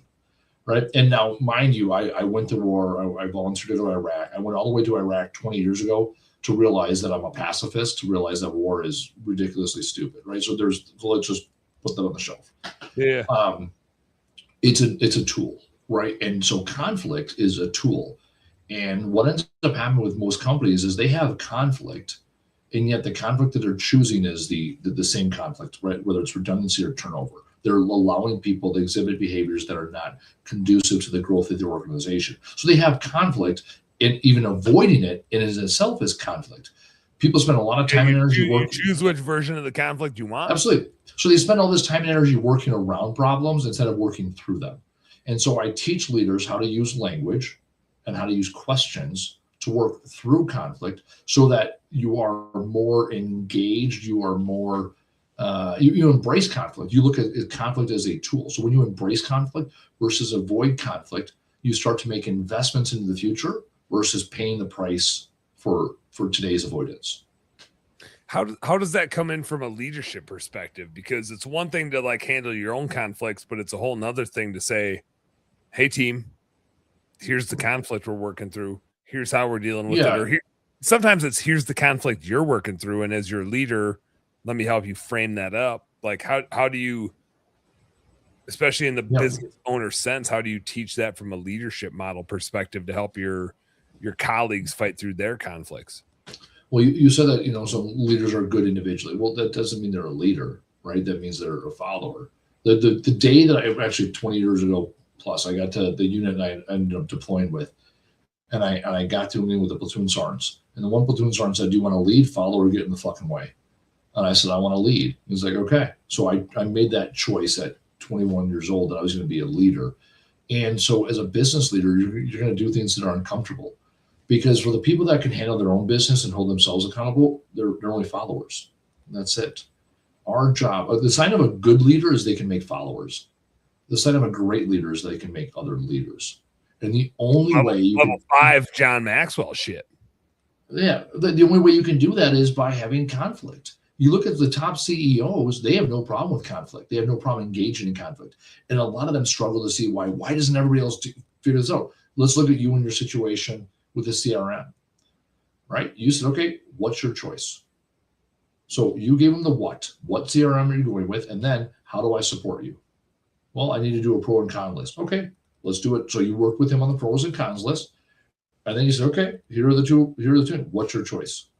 And then what you said was, whichever one you choose, I'm going to support you on. So that's how I'm going to support you. I'm not going to second guess your decision. I'm going to tell you that I fucked up decisions in the past. So I'm going to give you unconditional support, and I'm going to act as though the decision you make is a decision I made. So that's how I'm going to support you.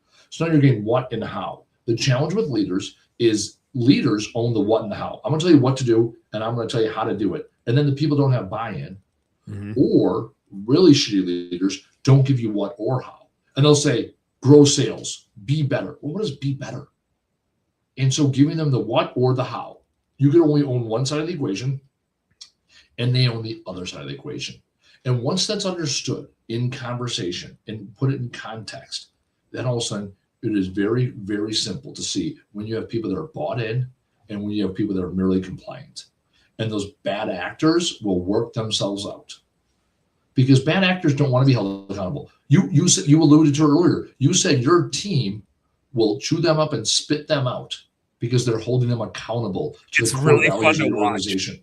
It's like entertainment, man. It's entertainment when the team fires people. It's great. So your team has learned conflict. They've learned how to engage in conflict because a lot of businesses, they avoid it right?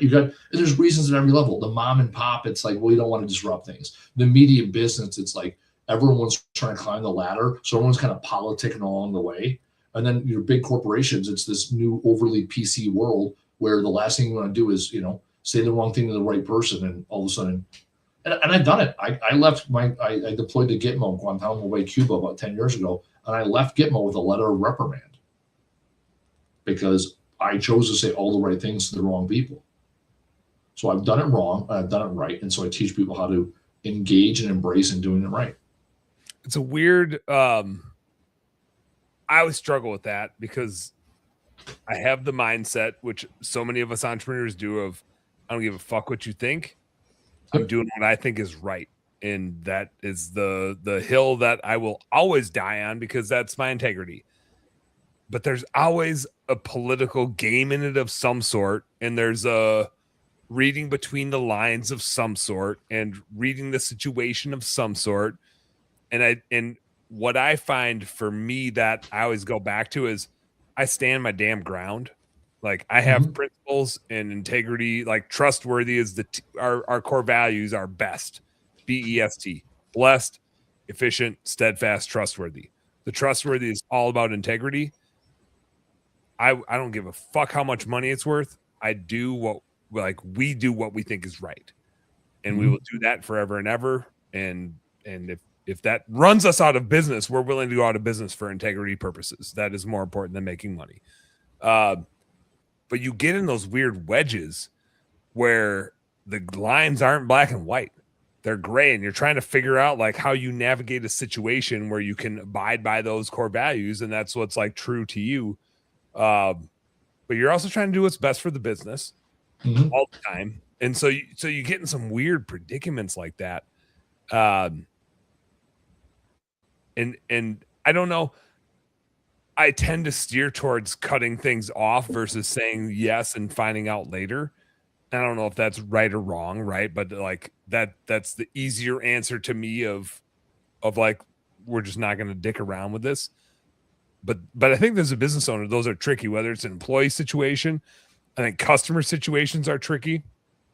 I wish I need to get this stat. I know our attrition rate for our bookkeeping business. I don't know our percent fired. We fire a lot. Like most of our attrition is fired clients. And it's usually because they violate one of our core values. And I'm like, no, you don't get to be part of this thing. You don't get to be on this ride. And maybe I'm just like a hard ass because I'm getting older. The gray is getting me more stubborn. And I'm like, I'm not putting up with your shit anymore, man. If you don't pay your bill, you're out. If you talk like that to my teammate, you're out.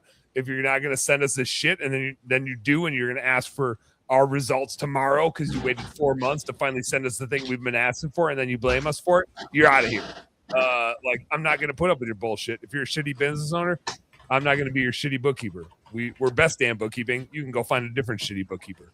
There's always that like gray area. So it's a goofy space. So what you're talking about here, is the triple S score. So the triple S score, right? And this is how we can qualify it. So I talk about this in my first book. So the triple S score, the way I build it is, the first thing is, how simple is it to work with them, right? Is it very simple? Is it straightforward? Do they pay the bills on time, right? So how simple is it to work with the company? Second thing, how satisfying is the relationship? So with the people you're working with at that team, whether your customers, for example, right? Are you satisfied with the work you're doing? Or with the people you're working with, right? Because they might be the best people ever that never pay their bills on time. And they might be assholes that always pay the bill on time. And then the third thing is, how stimulating is the work you're doing? I'm writing these down, by the way. I know, it's in my book. Shit, dude. Well, there you go. So this is how you get rid of the black and white. I had a customer years ago. She had 17 clients. We did the triple S score, and then we multiplied that by her dollars per hour, because she was really good at tracking her hours. And she had some clients where it was project. She had some clients where it was retainer, and she had some clients where it was hourly. We took her 17 clients, and within 90 minutes, and this was the first time I made this shit up on the fly, within 90 minutes, we fired 9 of her 17 customers. Aggressive. Well, so you got give me the triple S again. I missed the first one. Simple. How simple is the relationship? I got it. Yep. Do they pay their bills on time? Are they very clear as to what they want? Right? Simplicity. Yep. Second, how satisfying is the relationship with the person, right? The person you're working with. And then third one is how stimulating is the work. Because even with bookkeeping, there might be some that are just boring. Some businesses you don't enjoy. So for example, as a CFO, I only do service-based businesses, not always home services. It has to be service-based. Because as soon as it comes to inventory, I don't want to do with a manufacturing company. That's gross. Right. So no inventory and no hospitality. Those are the two areas those are two. If you're in the hospitality world or you have any level of inventory, I'm not interested because it's not my skill set. Right. Yep. So they might be super simple to work with. They pay their bills on time. They might be a very satisfying person I enjoy, but at the end of the day, the work is not stimulating. So you rank those things 1 through 5, 1 through 5 or 1 through 7, depending on what you look at. The delta 1 through 10 is too much. 1 through 3 is not enough. So 1 through 5, and then you'll figure out real quickly who your customers are. Your best people are going to be your 13, 14, 15s, and your worst are less than 5. Yep. And so to the point of gray area, my goal in life when I talk about words and numbers is to look at subjective things from an objective lens. I said this years ago. I said this 25 years ago when I worked at a pizza place. I got in an argument with the owner at the time. And he goes, he's like, Andy, the world is 1,000 shades of gray, right? I heard that from my mom. I heard that from Marco's Pizza. It's 1,000 shades of gray. And I looked at him at 18 years old, full of piss and vinegar. I go, yeah. And every decision is black and white. So I acknowledge that the world is just 1,000 shades of gray. And I acknowledge that I can make a black or white decision based on that. And so in the OODA loop is observe, orient, decide, act. I live and I teach people how to orient themselves. Because what you observe is your reality. That's your perspective. I'm not going to argue that. Yeah. How you orient yourself to it. And then based on orientation, then you'll decide and then the act is accordingly. And so I teach people how to reorient themselves because then they decide they act and all of a sudden they start seeing new shit. Yeah. Well, in the orient part is like if you don't orient yourself and you don't know that you want to aggressively grow. Let's say you've got a junk removal business and you're just doing it. You're just out there running it and you've got some marketing going, but you don't really know why. You're just paying for some shit because you're trying to grow. And you maybe got a VA to help you in the office or maybe an office manager to help you locally. And you maybe rented a facility and you've got some things going, but you're in that like $500,000 space where you're what I would call like purgatory number 2, but you don't really have the ops. You don't have the production manager to run the crew. You don't have the office manager to run the office. You're stuck where everybody still reports to you.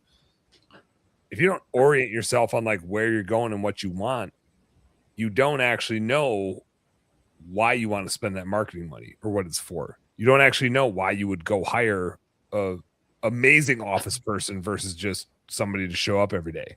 You don't know why you'd go rent that facility for $3-4 grand a month that you're going to grow into and like make that bet versus and buy that next truck and put a loan down on it because of where you're going versus limp along. If you can't orient yourself to where you're going, all your decisions are in gray. You have no direction. That goes back to where we were an hour and a half ago. The question I asked to reorient, what is the financial impact?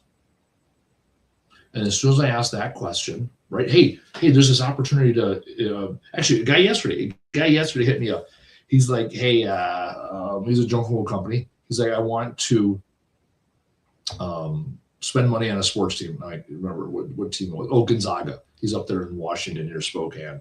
Oh yeah, right? The Bulldogs. Right. And so he said it's a 16th page for $650, right? And this is a guy where it's like him doing it part-time. He has 2-3 sons that help, and they're like 7 and 8. They're not they're small children's. Anyways, he's like, yeah, should I spend the money on it? And it's like, well, what's the point of spending $650 on a quarter page, right? What's the impact? He's like, well, if I can get a couple of jobs out of it, okay. Well, what's the likelihood of that happening? And then again, keeper of knowledge, I told him in all the experience I've had working with companies and investing, or investing in marketing, advertising investments. I've never seen any sports and marketing investment ever pay. Ever. Not zero. Once. Zero. Man, sponsorships are just zero. We did the Little League. People you like. That's correct. We did the Little League team. We did the volleyball thing. You name it. I remember the Badgers, right? So I was out in Madison, and they're like, yeah, you could be the sponsor of our, highlight a veteran, like a 30-second deal they do like at halftime. And I was like, oh, that's interesting. I'm like totally bought in, and take me around. I don't know. It's Camp Randall's the football stadium, whatever the basketball stadium is out there. And I saw the whole thing. Kohl Center. It's Kohl Center, right? Kohl Center. And I'm doing the whole dog and pony show. And I'm like, okay, well, what does it cost? Oh, it's $50,000. I'm like, oh, for the season? No, $50,000 per game. I was like, cool. Thank you for the coffee. No need to feed me lunch. I'll find my way out.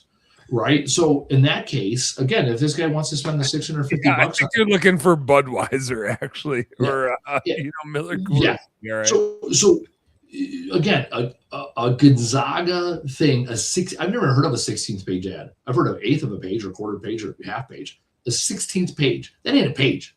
16th page. I mean, it's about as big as the correct. It's 2 by 2. So call it 2 inches by 1.5 inches. Don't tell me it's a 16th page, right? Whatever. So again, what's the financial impact? That's the orientation. Because people call me all the time. Well, should we raise prices? Should I hire this person? I was like, well, what's the goal? What's the plan? How are you going to get there? Right. And then all of a sudden, this world of gray becomes very black and white when it comes to the clear and obvious decisions. Like you said, you get to a point where it's like, okay, we want to grow beyond 6 figures. And then in order to do that, we have to get a new CRM. Okay. That's a black and white decision in the sea of gray, which is how do I grow sales? Right. And so then it came down to, you got it down to 2. All right. Is it this one or that one? That's it. So now it's no longer, do we need to? You already solved it. It's not, well, what is this going to? No. In order for us to grow, we use HubSpot, for example. It's like my 10th CRM. Yeah. It's working. Keep searching. Yeah, our guys are happy with it. We've had it for 1.5 years, and I haven't heard complaints. So that is one thing that we have resolved right. And right now, when someone comes up to me and says, "Oh, I use this. I use Salesforce," it's okay. Sounds good. Not a dog. Fine. Orient. Is it working? Yep. Okay. Well, then what's the question? So my job as a consultant is not to be the answer. My job as a consultant, and where we started this little tirade of doing consulting or doing workshops with regard to conflict, my job is to teach people how to ask questions. Yeah. Which as a business owner is your number one responsibility. Yeah, you make decisions. Before we make decisions, we have to ask questions. That's how we orient. Yep. Observe, orient, decide, act. That is life. Hell yeah. Right. Shout out to our guy H-Town Astastic Harley. I love it. I like that. Tapped in. Thanks for checking in, Harley. I appreciate you, man. Andy, it's fun. It's super fun to catch up with you. It's been way too long. We got to do this. Yeah. We got to do this more often, man. A couple of Packer fans. Let's talk about that. What are your thoughts for this year? You got a record prediction. You got a roster prediction. You got anything you're excited about the? I mean, the Brewers are still going. Yeah, they're going a little bit right now off the best record in the league. Yeah. But where are you thinking our Brewers are headed? Where are you thinking the Packers are headed? I've given up on the Bucks. We'll revisit them in like 5 years. But what are you thinking about our Scotty teams now? Yeah, so we'll do the simplest to the least simple. So the Bucks, we got a couple extra years out of Giannis, which allowed him to be the all-time record holder in all things that matter, and we got our one championship in 50 years. And I feel like that's great. That's it. It's a W. Growing up in the 90s and early 2000s where they could not get over the hump, fine. Okay, so the Bucks off the list. Brewers, I could care less about baseball. The problem is 3 years in a row now, we've had, near the best record. 3 or 4 years in a row, we've won the NL. National League Central. Yeah, I don't know why. I don't know how we do. I don't know why we do. We shouldn't be as good during the season as we are. We just do. We're so good in the playoffs. Everything like unfolds the way you'd expect. Yeah, the challenge with playoff baseball is that you got to have the best of the best, and so the Brewers are good enough throughout the year. They play small ball, right? They get a lot of singles. They get a lot of fucking stolen bases. They put they also leave a lot stranded. And when you're going against elite pitchers, the small ball shit doesn't work. You need elite pitching, and you need to hit some dingers, and you need people that can get on base and stay on base and not get thrown out. So the problem with the playoffs is it exposes all the things you're not great at. And when it comes to the Brewers, what gets them to the playoffs also gets them out of the playoffs. That's true. It. They're not a playoff. But it's fun getting to the playoffs. That's it. And again, one World Series in 50 plus years of Brewers baseball, and there's 162 games to get excited. Just turn off the TV on September 30th, and you'll be very happy as a Brewers fan. So the prediction there is maybe they get over the hump and make it to the the division series and LDS. Maybe, maybe they win a playoff series because they haven't won a playoff series for shit. They won the one last year, and then they played the Dodgers. They won the one that correct. Yeah. They beat the Dodgers. What, they were 6-0 against the Dodgers in the regular season, and then got then they got swept for nothing.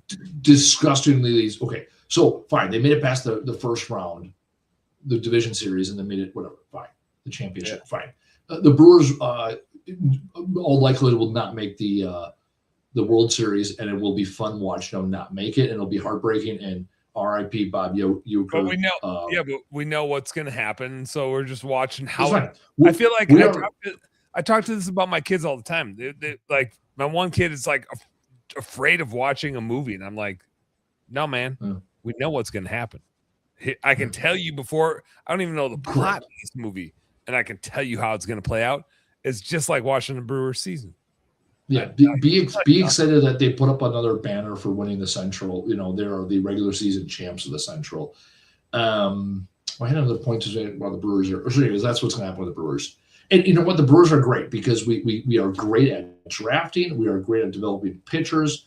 And then they're great at getting guys out of their contract with, about a year left and getting some more great draft picks. So the problem is you'll never build that long-term team because every 2 to 3 years you're churning. So you never get to that fourth, fifth year. The Dodgers. Exactly. And then the Ryan Brauns and the Christian Yelich's are the rarities because more than likely the best pitchers are going to, we were really good at developing pitchers. And as soon as they develop in the Brewers, minor league organization, they leave. Oh, that was the point I was going to make. And I want there to be a salary cap in MLB, and it will not pass. So it doesn't matter what I want. If it doesn't happen, I'm just still like where I am. If it happens, if there's a salary cap and a salary floor, and everybody like the NFL, it works so well, right? Everybody in the NFL is competitive. Even the teams that lose every fucking game, they're still like elite, and they will be back within a couple of years and like playing at a competitive level. And we see it work so well. I don't know why they don't adopt that in Major League Baseball. It just blows my mind. Because baseball loves tradition and doing things ass backwards, and they have billions. We don't. All right, so let's get into the facts of the matter. The Green Bay Football Packers, 13-time world champion Green Bay Football Packers. 13. Without an offensive line, nothing matters. It doesn't matter how many points you can hold the other team to on defense. It doesn't matter how many field goals you can kick. And it doesn't matter how many weapons you have in the backfield, how great Jordan Love is, and how many receivers we have. It doesn't matter who's the WR1 when Jordan Love is running for his life and on his back. The staple of the Green Bay Packers for years has been the quality of the offensive line. And it has been slowly eroded as much as it is sexy. Slowly, slowly eroded. It went from a top 10 offensive line going back to Adam Timmerman back in the 90s, right? And the Packers do the same thing. They draft guys from the Big Ten. They give them the first contract, right? They might give them the second contract. And by the third contract, the guys are normally bouncing. Or the couple that we've paid, like Bakhtiari, was a complete waste. He's dead. Right? And then they draft Jordan Morgan in the first round, who is dog shit. And they're trying to get him to work at left tackle, the most important position skilled, non-football touching, right? Of the people that don't touch the football, the left tackle and your defensive end are the two most important positions on the football field. And our offensive line right now is dog shit. We let Jenkins leave for no reason. He was versatile. He could play every position on the line. Every other offensive lineman we've had is bounced. Banks hasn't played in preseason. Dude, Banks was the biggest. I mean, I think that's one of the challenges.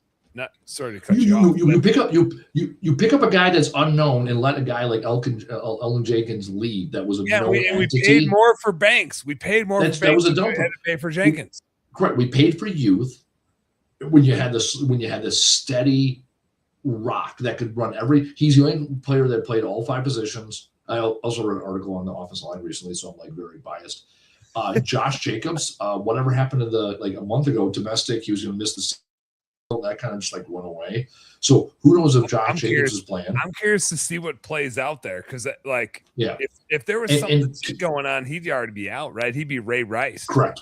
Ray Rice. Also Keyshawn Nixon. I was at the game last year against the Commanders when Keyshawn had 3 or 4 PBUs, maybe 5. Yeah, 5 in that game. And then he finished the season with 21. So he got 5 in a game, and he is got the shittiest attitude of shitty attitudes. Right? When you said earlier, right, your worst player or your worst employee is going to go out and represent your company. From an attitude perspective alone, Keyshawn Nixon has the worst attitude of any Packers player. He's he has an elevated idea of who he thinks he is. He's in the last year of his contract, and he is going to lay a complete turd. He is Jair Alexander 2.0. He's Jair Alexander 0.02. Jair, when Jair was in his prime, he was the top 5 CB. Keyshawn Nixon had a good year as a returner, and he had a good half a season as CB1. I think he had an okay half a season as a CB3, as a slot. As a slot 2 years ago. They moved him to CB1, and he wasn't the worst in the league, but I would say he's not in the top. As a CB1, he's below the best CB2s. That's not he's a starting cornerback. He's a starting cornerback, but he's not.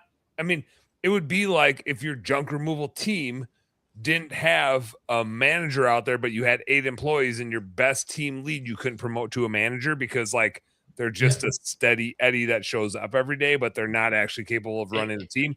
That's Keyshawn. And the Packers look at the wideout core, right? The wideout core has been by committee.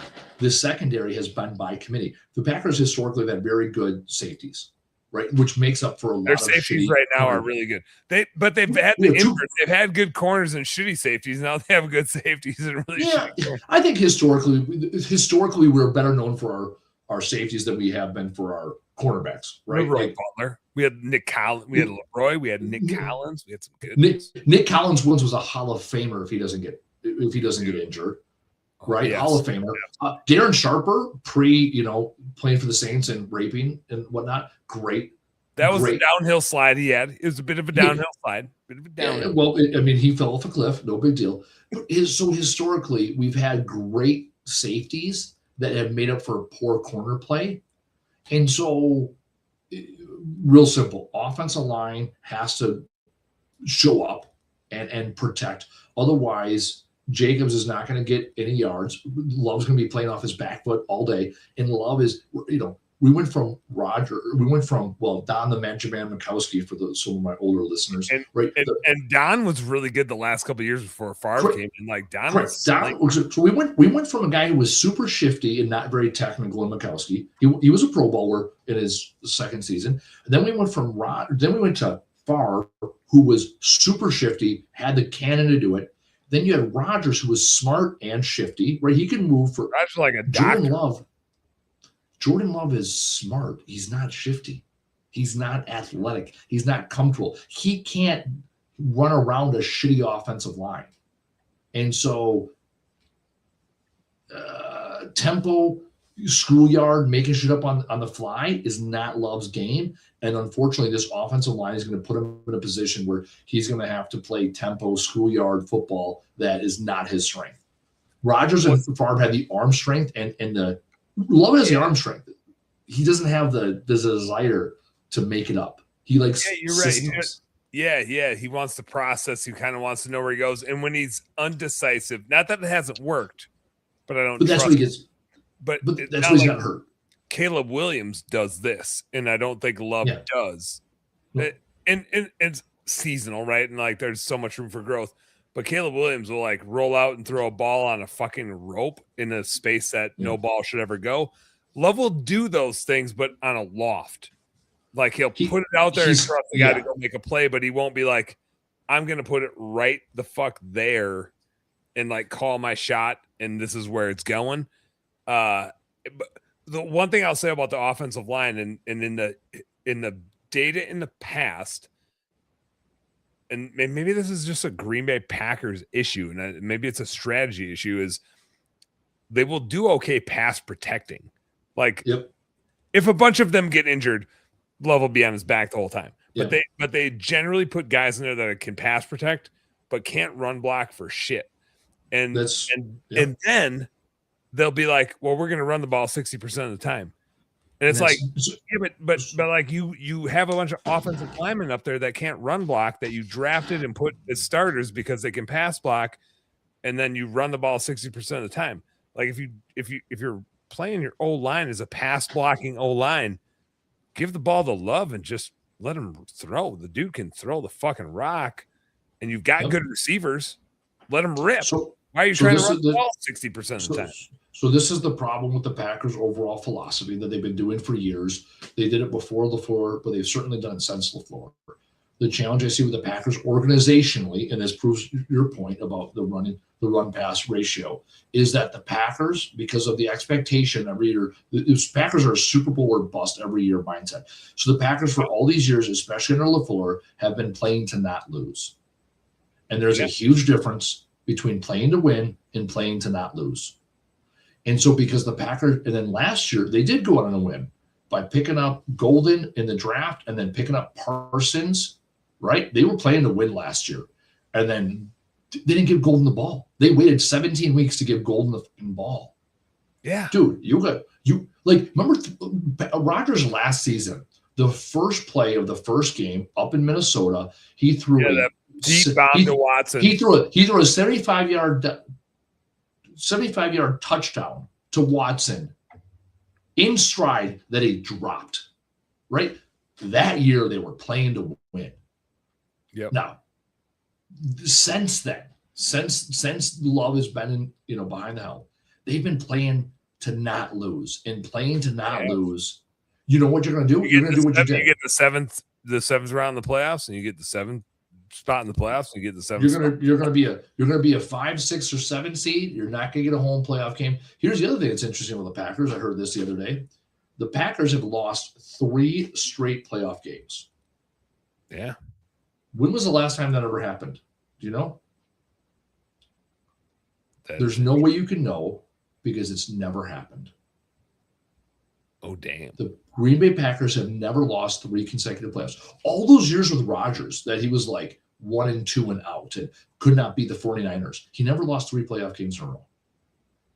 Before Brett Favre, the Packers had never lost a playoff game at home before Brett Favre. And now you have a team in the Packers that will limp in, right? 11-6, I think, is a little optimistic, right? Let's say they go 11-6 this year. They get in. They don't win the division. I'm not sure who does. I hate to say the Bears will probably win the division. Bears are the Lions. I can't imagine it's the Vikes, but also in the North, I feel like it could be the Vikes. Like remember last year was supposed to be the Lions, and then the Lions fucking goose egged it last year. They shit the bed. It fell apart. And again, back up 24-3 in the third quarter against the Bears, and we let them beat it because we spent the whole second half of the game playing to not lose. Oh, it was so awful to watch. And people keep blame Brandon McManus for missing kicks, but like I blame McCarthy for the way we managed the game in all the players. LaFleur. We shouldn't have been in that spot in the first place. Yeah, correct. Yeah. The the game at Soldier Field during the regular seaon, like the 4th and 16, where all you do is stop Caleb Williams once. Like that was the play of the game, but we should have never been in the position in the first place because all you got to do is get up a couple first downs. So clock management, LaFleur's terrible at it. Couple first downs. The other issue I have with LaFleur, and then we got to get going because this is way over time, and I'm not even ready to talk. I didn't even watch the Packers or Steelers game. I read like maybe 10 minutes worth, right? So this is like more historical knowledge than recent. My issue with LaFleur, he is one of the worst coaches when it comes to clock management and when it comes to use of challenges. The challenge is you're the head coach and when you're the head coach and the offensive coordinator, you can only do one job really well, and he loves being the OC. So if you're going to be the OC, then you got to hand off the head coaching job to someone that can manage the strategy of the game. When you're down, right, this is no different than broadcasting, right? There's color and there's commentary. When both people have their respective lanes, they can again look at observe or orient to observe, decide to act. They can observe the part of the game that matters. LaFleur is so concerned about the next play call, he's not even paying attention where the clock is at. He's not paying attention to his timeouts. He's not paying attention to his challenges. And then on defense, whenever they show when the defense is on the field, he's over there talking to the offensive guys because he's trying to be the OC instead of trying to rally the team. And the job of the head coach is to sit back and tell the offensive coordinator, defensive coordinator what direction you want to go. They pick the play. Let them get in the headset. So I never liked the idea of, actually back when Holmgren left. Holmgren wanted to be the GM and the coach. GM and the head coach. It's like, no, man. No, there's a GM, there's a coach. Why would you want to do 2 fucking jobs? Don't you know enough to try to do 0 jobs? Aaron Rodgers' last 2 seasons, he wanted to be the GM and the quarterback. Yeah. He wants to be the director and the lead actor. Pick and choose, baby. Yeah. Pick and choose what you're going to do. And with the Packers, it's have a GM, have a head coach, have an offensive coordinator, and have them be 3 different people. That's such a good point because Stenovich sucks as an offensive coordinator, but I wonder if it's just that LaFleur sucks because he doesn't let Stenovich do the job, or if it's that Stenovich sucks and LaFleur doesn't trust Stenovich, and therefore LaFleur tries to do his job and gets distracted from doing his job as the head coach because he feels like he needs to be the offensive coordinator because he put a guy in that position that sucks as an offensive coordinator. I couldn't even tell the offensive coordinator's name because he's not doing his job because LaFleur is doing. He's not allowing that time and space. Again, Matt's not going to listen to this, so we're fine. No, he listens to my podcast every weekend. All the time. It's cool. Right? What I did like is the one or 2 things I did read or see about the Steelers-Packers playoff or preseason game, that we did an all-out blitz like the second play of the game. So again, Hatley last year, he was willing to lose, right? Even after Parsons went down, he was still going hog wild on the defensive end. And again, the problem is when the offense gives up the ball in 3 and outs and or is, not burning clock and isn't conscious. When you have the ball in football, like more and more all these years, even like the wild plays where there's like 11 seconds left and they give it to the punter and the punter just runs to the back of the end zone while everyone's holding, so they never even punt it. Like when you have the ball in football, you have the ball and time is on your side. It's the one sport where you can control the clock and it matters more than anything. Because in basketball with like 0.6 seconds left, you can still hit a shot and like do a thing. Baseball, there is no clock. Soccer, they just make up time at the end. Like just soccer sucks. You I have no idea when this game's gonna end. Hockey, there's no you don't have possession of the puck unless it's a power play, you have possession. Beyond that, the puck is moving. Football is the one sport where you can hold on to the ball and the clock is your friend. And LaFleur has yet to figure out how to manage that. If you look at Belichick and Brady, the reason why they won was because they knew how to manage the clock. That year that they came back down 21-3 in the Super Bowl or 28-3 in the Super Bowl, when they got the ball, they scored efficiently. When they were on defense, they got the ball back efficiently. That was it. Yep. It was about clock management, and that's something LaFleur sucks at. You got to figure out the strategy and clock management, and then we might have a decent team. So my prediction, optimistically, 11-6. We get in the 6th seed. We win one round. We win our first. We got to break the 3-game losing streak, and then we're out. And also we need Persons back, and we need not Musgrave. Kraft. We need Musgrave to show up. We need Kraft back. We need Kraft. And if Parsons Kraft is already back, which is sweet. Well, he's back. He's I don't know if he's in full contact yet. So we need Kraft and Parsons back. He's at least Kraft is in like full contact team practices, padded, full speed, which is great which he's a pleasant surprise. But the rest of our tight ends suck. But we have 7 tight ends. We did trade 2 first-round picks for Parsons, so we kind of need that guy because he changes everything about our defense. But, I mean, I think there's so many business lessons in that, which is like you're going to lose key employees. In our businesses, we sometimes lose them forever because we've elevated them to a point in their career where they're often like, and sometimes we're a stepping stone. That's okay, right? Sometimes, and then the NFL franchises are a stepping stone and they can't retain the guy that's going on to the next big contract that he should get. We can't afford him, right? That's going to happen in our businesses. I'm biased because I own part of a recruiting company. We talked about this earlier, which is the thing that I see over and over again is the people that recruit the best and have the best employees always win. Because even when their great employee leaves, they got 10 lined up. Like they have a waiting list of people coming on their bench that are ready to go. They've already interviewed. They've already gone. So I think that's always, I watch a lot of Packers stuff. Like I'm going to go to bed in a little bit. I'm probably going to watch, there's Basaraski Productions, which I love watching. Packer dude. If you haven't watched his stuff, check it out. He like breaks down a lot of stuff. I don't watch, like, I love the Packers. I'm from Wisconsin. I'm a cheesehead, but I watch it because I love watching the leadership of a NFL football team. There's so many lessons we can learn from how they run their ship and the decisions they make about their staff and the decisions they make about their players. So I love to bring it up with fellow cheeseheads because there's so many things we can learn from it. That said, Andy, we got to wrap this baby up. I got to get to bed. It's bedtime. Let's do it. What anything we missed? Any closing comments? No. Any levers? You know what? Let's I thought about this a couple weeks ago. I was like, man, I really want to be like a regular contributor to a podcast again because I got rid of my podcast about a year ago. I love being a guest on podcasts more than I like having and hosting one. So let's make this a more regular thing. That would be interesting to me. I have every Wednesday afternoon at 3:00 Central Time. I have a radio show. It's on Turf's Up Radio, but it runs on Home Service Happy Hour. And it's a panel style show. I call it a sports morning radio show, but it's a business afternoon happy hour show. All right, that's interesting. And it's wide open. I usually come. I'll throw you on it's a recurring calendar invite. You can come whenever.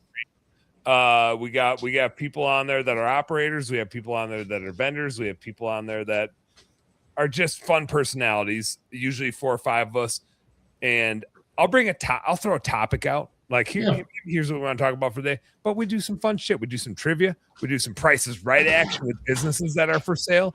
Like we're just having fun, kicking around with some radio show content and sneakily dropping a lot of value. So if you're game, I'll add you to that. I would love that. That's awesome. It took us 2 hours to get to that point, so let's do that.